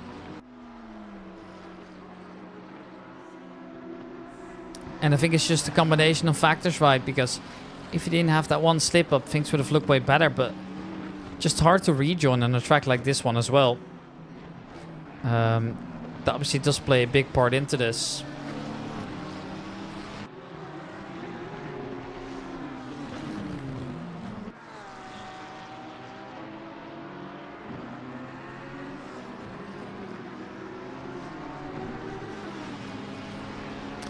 At the moment, Terry Frederik's just not able to get around either. I mean, now it's David Hill he's chasing, sure.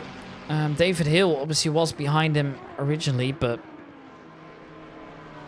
don't know how much that matters. I mean, these drivers we expect to be at the top. At the moment, they're really not. I think the biggest surprises to me are Samuel Mbugawa, Jack Christie, Sylvain Superstores, but also Dominic Guiche just holding on in P8. This has been a wild race with plenty of surprises. And honestly, I am all here for it. I really don't mind it at all. Makes it rather exciting to watch.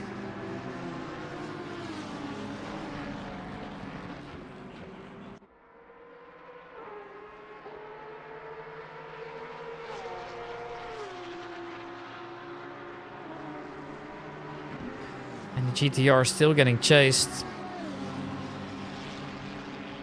Haven't found their way around, but that's not necessarily too big of a problem for now.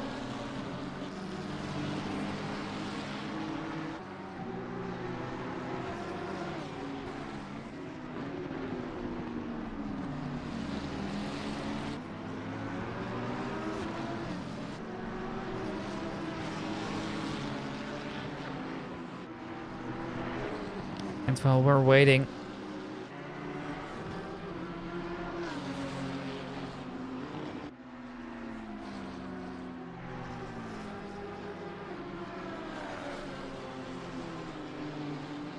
when is anybody going to try and go for move? Terry Frederiksen finally makes his way around Cole Mooney at least.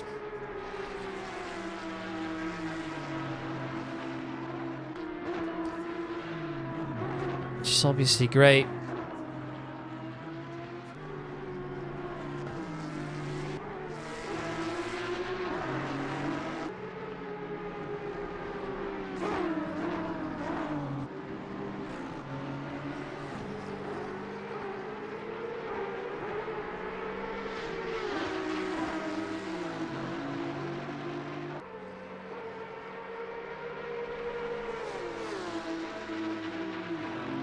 At the moment, we're just waiting for somebody to get closer. Sure, these two are still fighting. Richard Christie and Aaron Holloway.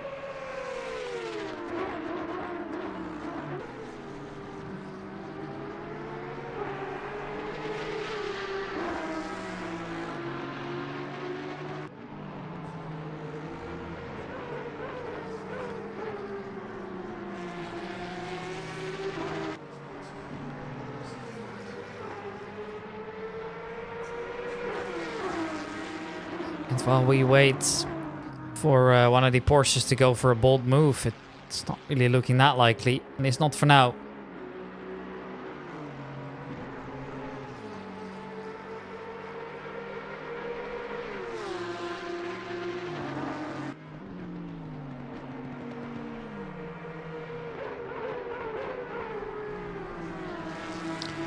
Richard Christie, seeing them go up the uphill again. He's not been able to get a move in. He's not for now.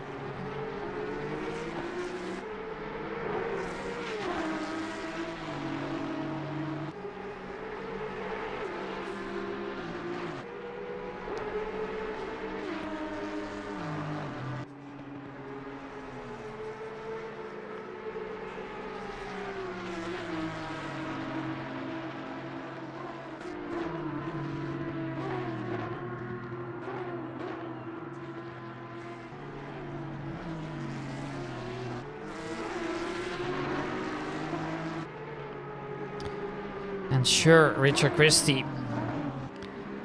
you'd love to go for a risky move down the inside, but you've been racing for so long and ruining it all in the end, it's not worth it.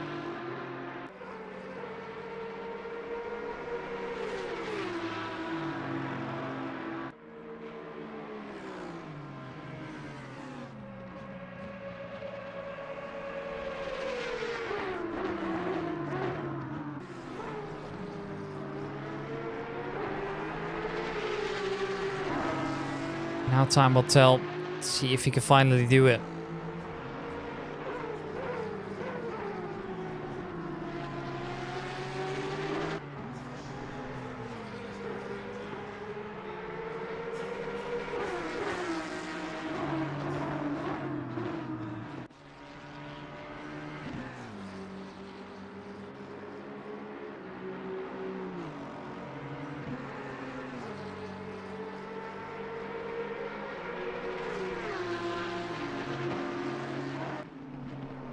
Looks like we really don't see much change here. Now, we do have a couple players here at the back who are still fighting. I mean, it's Dave Hill who's looking to get away from Terje Frederiksen. But Frederiksen still trying to do his best around here. It's just that David Hill... Ooh, that was rather tight with Chris Tedder. Yeah. See, now the traffic is a part of this. Those things will happen. And that was rather risky, really.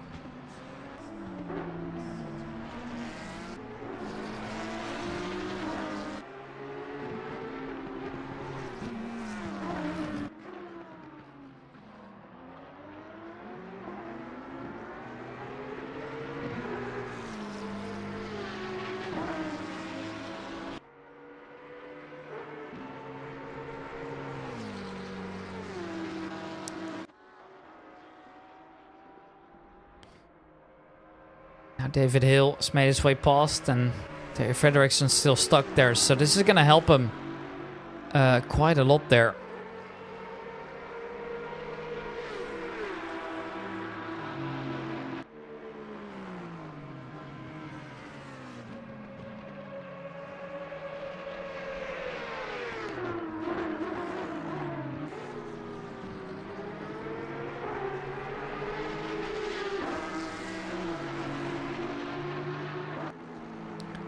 It looks like Terje Frederiksen still has not passed Chris Tedder, and that's a good sign for Davy Hill.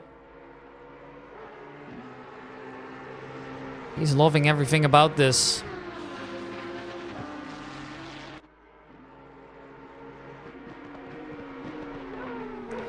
And he knows it as well.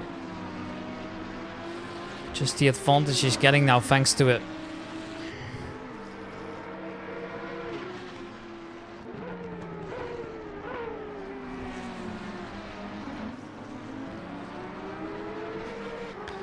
Looks like finally it's happened, but might have come too late. David Hill's created a gap of 2 seconds now.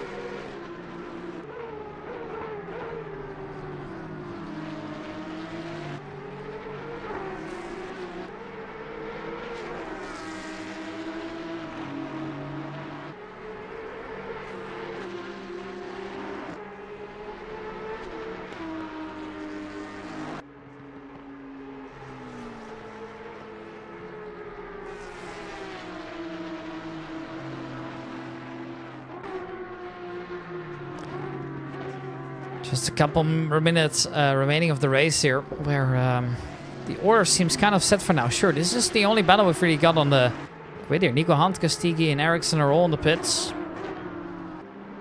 They had given up a little bit longer ago. Actually, didn't notice Nico Handke giving up earlier. That is quite a bit of a shame.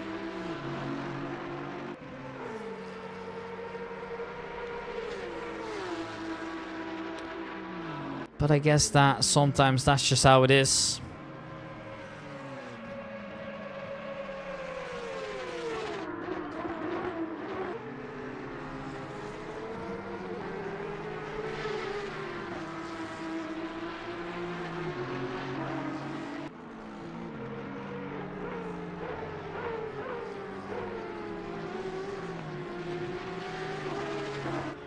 At the moment, I'm just really waiting for something to happen. Aaron Sparks has come in this late to serve his mandatory pit stop. He needed to. And he knew he needed to. This ain't easy.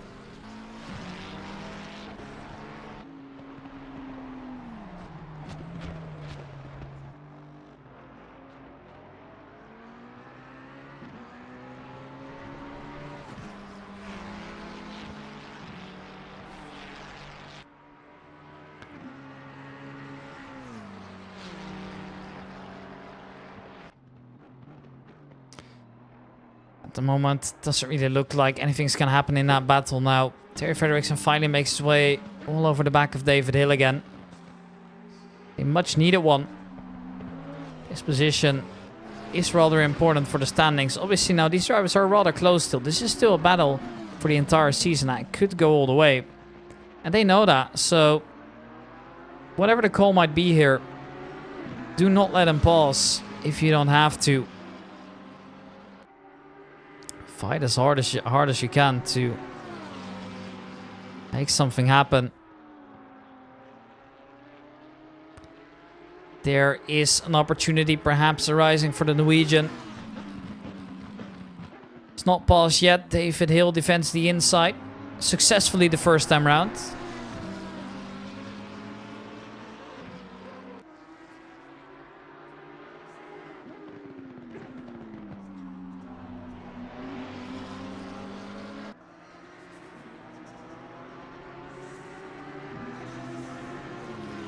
Terry doesn't do it quite yet, at least not for now.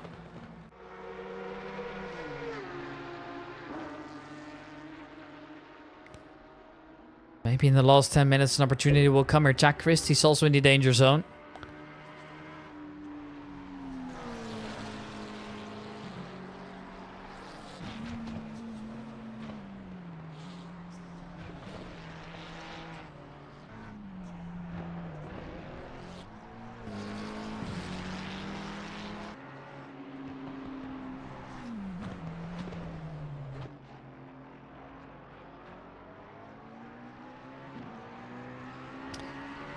And only barely has Jack Christie managed so far. I mean, Kari Matinikan is pressuring him to the absolute max here. And honestly, it makes sense. There's still plenty to fight for. You don't want to be giving up now if you don't have to.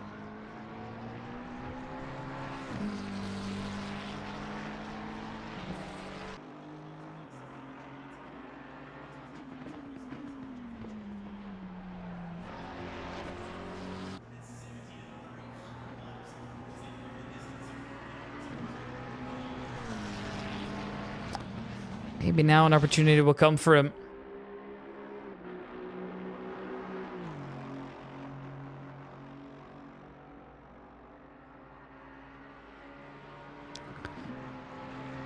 Time will tell. We're going to stay with him for a little bit longer now. These are the only drivers really close on track. Given that it's been a eventful race that kind of just slowed down at some point.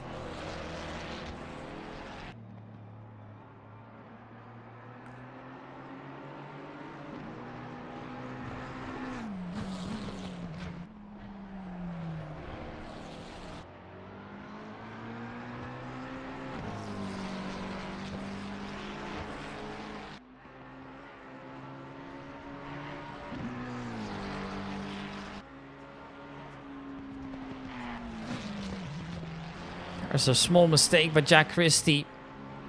Tried to stay with him, but fortunately it looked like that opportunity was long gone.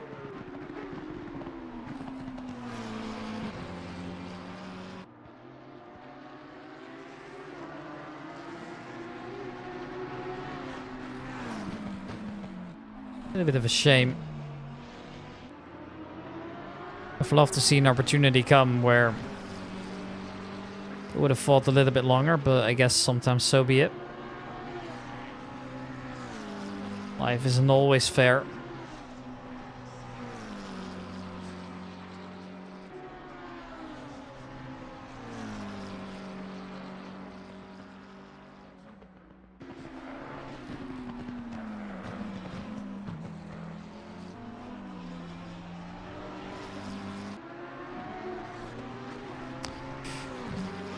Who else are we going to see fight? It is Sylvain Pastoris versus Jack Christie.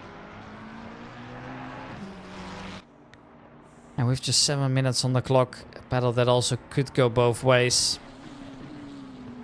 Pit window closing soon.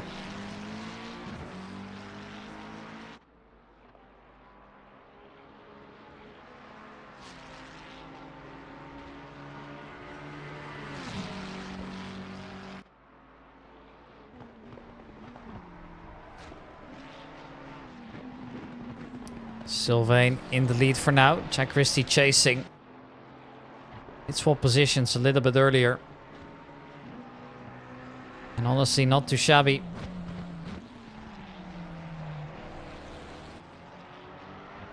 For Sylvain Pastoris, this is a great result. I think the absolute maximum we could have gotten there. He has delivered. He knows that. This was in any case the best result he could ever hope for.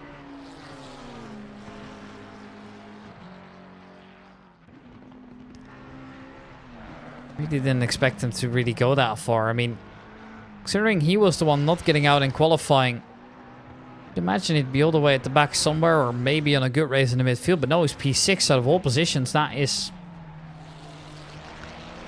absolutely awesome. I don't know how he's done it. Just such good pace all around.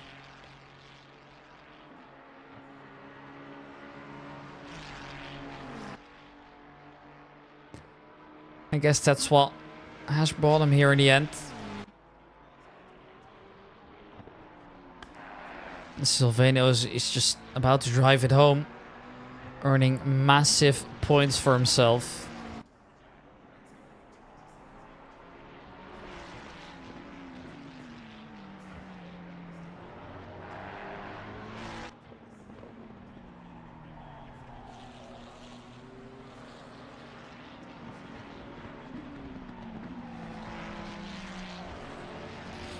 Who else is still racing? It looks like absolutely nobody is here.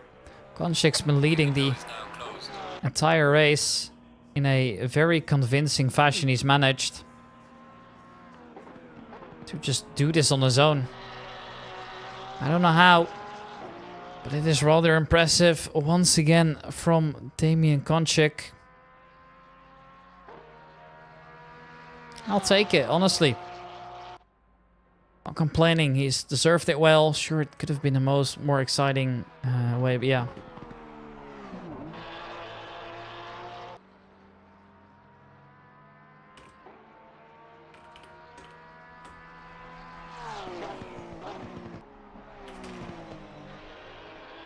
Four minutes to go, 4 minutes remaining.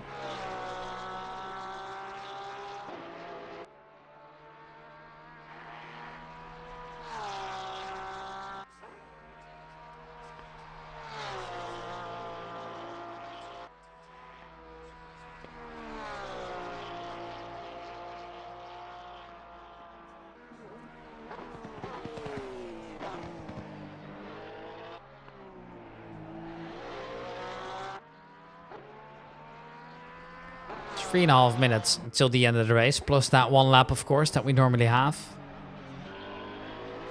Nothing out of the ordinary here.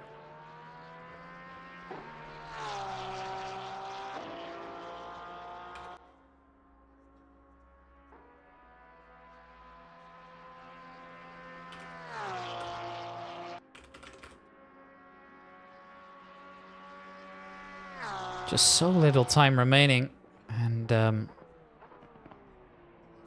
obviously does not favor the drivers that are still fighting for position all the way at the back. I mean, at the moment it just looks like opportunities are running out rather quickly.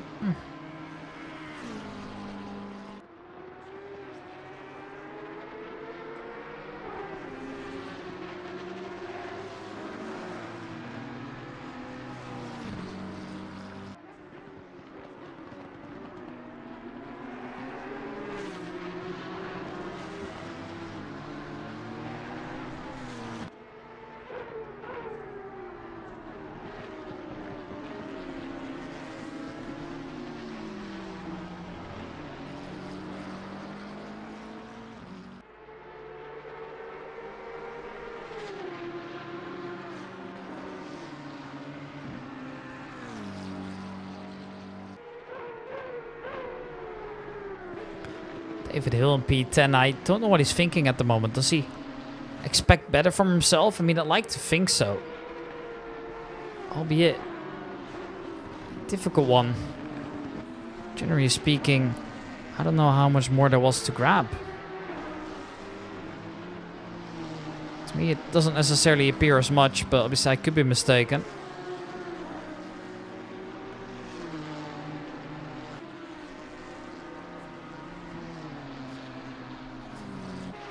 There, Frederiksen then. Perhaps an opportunity will come for him.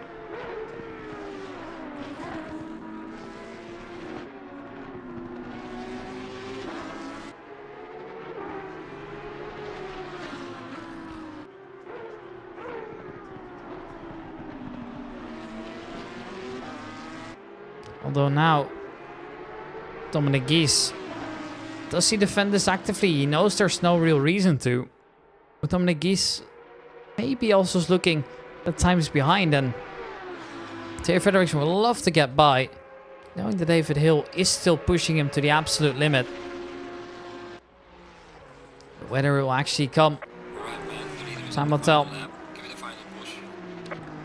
Final lap now. Came rather close. Dominic Gies ends up letting him by. Not too bad overall. I mean, I think that was kind of what they were hoping for in the first place.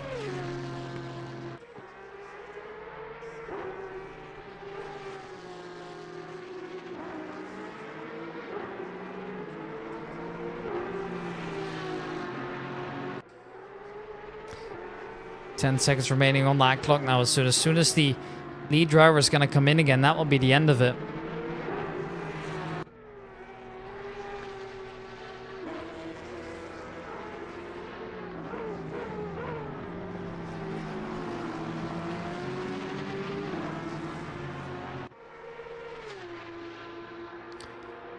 Looks like this freeway battle might go on until the end there. Harry Howard, David Hill.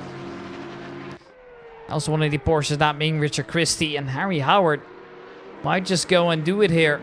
He is paused, but has to leave space, of course, so David Hill is able to dive down the inside again. Completes the move.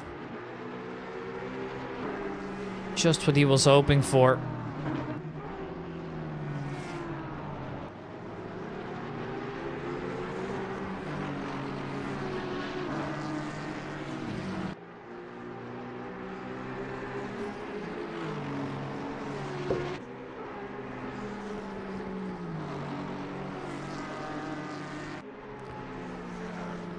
With the leader approaching the final couple corners.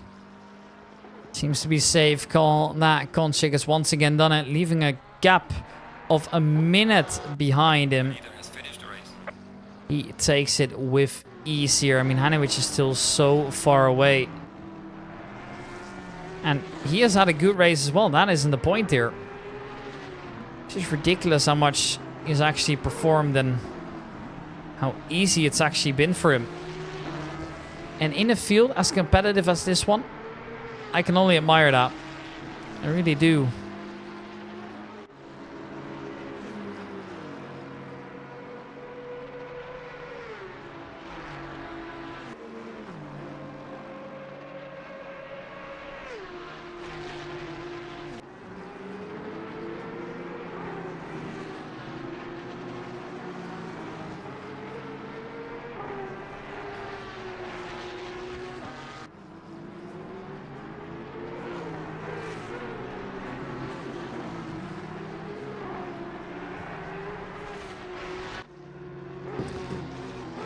Eventually, Anivic crosses the line as well. Oliver Dewey is next up. P3, a great result from him.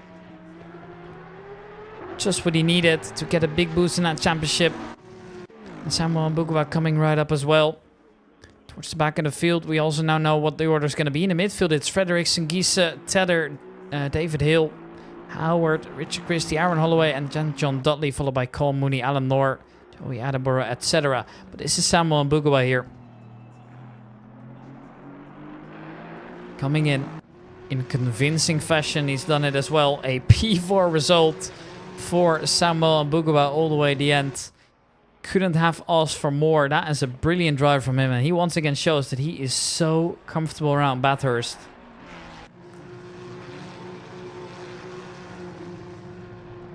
And there is Sylvain Pastorius just crossing the line as well. Ladies and gentlemen, we have a couple winners. And, well, very well done in the end. Okay, lads. Apologies for the maybe lack of energy this stream. I'm a little bit tired. It's fucking warm here. I will be back next time round and I'll have a lot more energy. I can promise you that much. Nevertheless, it's been a good stream. Hope you guys have enjoyed. I for sure have. And I'll see you guys into the next one, alright? Take care.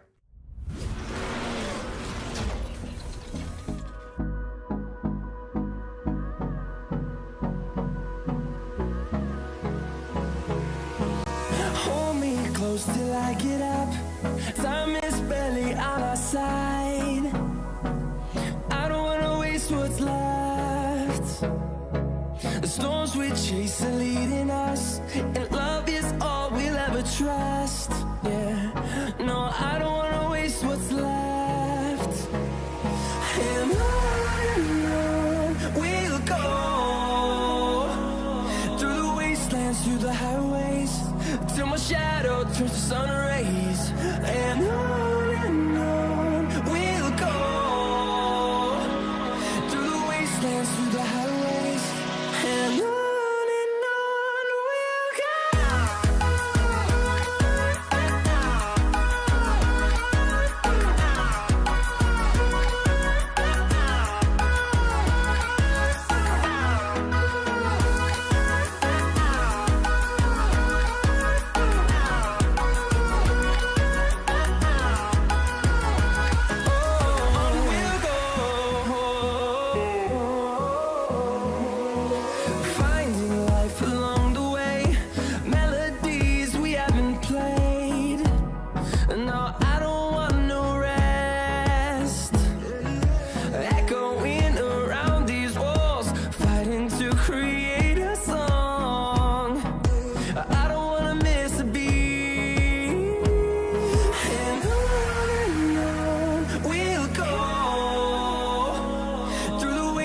Through the highways, till my shadow turns to sun rays.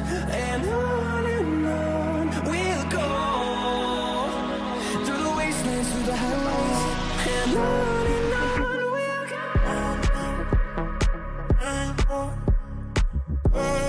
In the city, ocean, running down, stream all you make me feel it.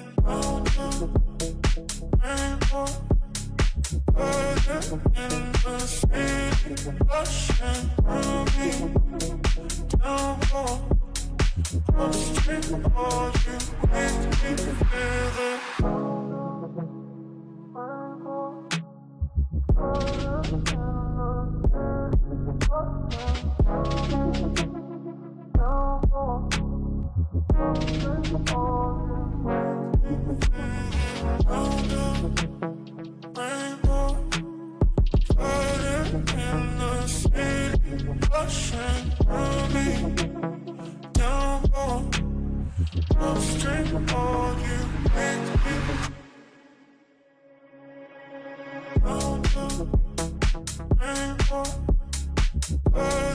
in the city, ocean, running down, stream all you make me feel it.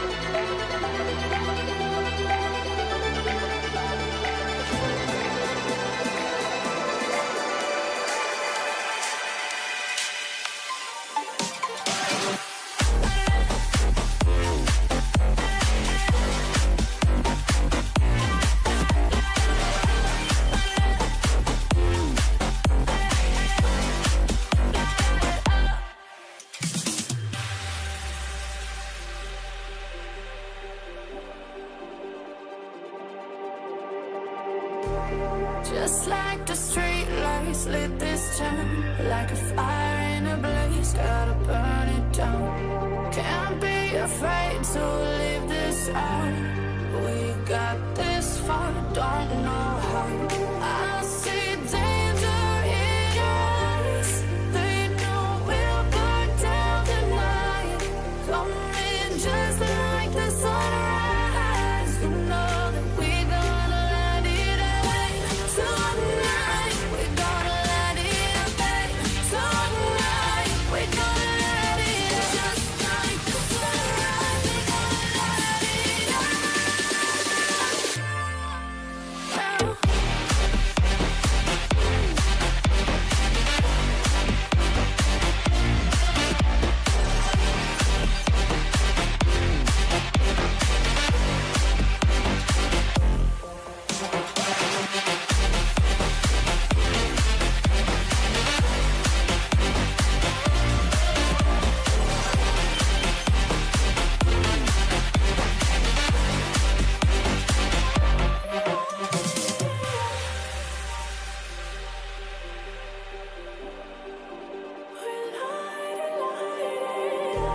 Just like a spark that's breaking out. Can't make a stop, can't turn back now. We know that there's no room for doubt. No, we can't turn back now. I see danger in your eyes. They know we'll burn down the night. Coming just like the sunrise. You know that we gonna let it away. Tonight, we gonna let it away. Tonight, we gonna let it away. Just like the sunrise, we gonna let it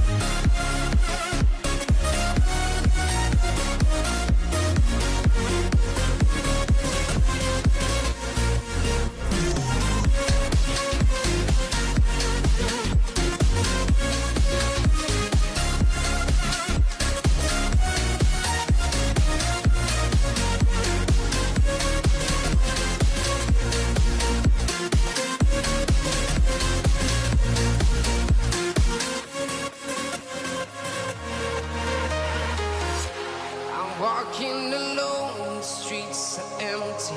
The only thing I can see is my own silhouette. I'm getting stronger, step by step. The clock is ticking, but there's no time for regrets. I've been flying from town to town, from London to Taiwan. I've been all around the globe, trying to protect your soul. We are heroes tonight. We will fly above the sky. We are heroes tonight. Yeah. We are heroes tonight.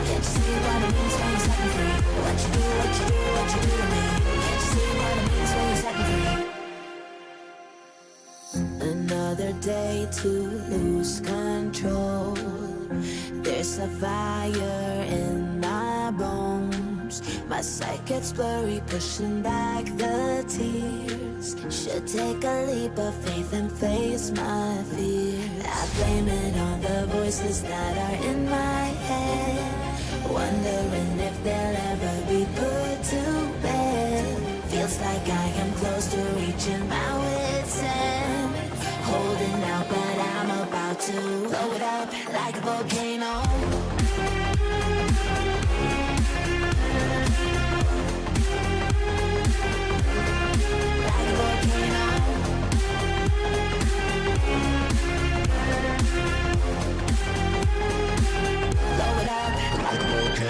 What you do, what you do, what you do to me?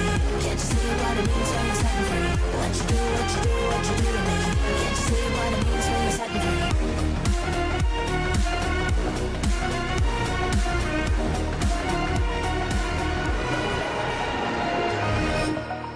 Over the edge, feel like I'm floating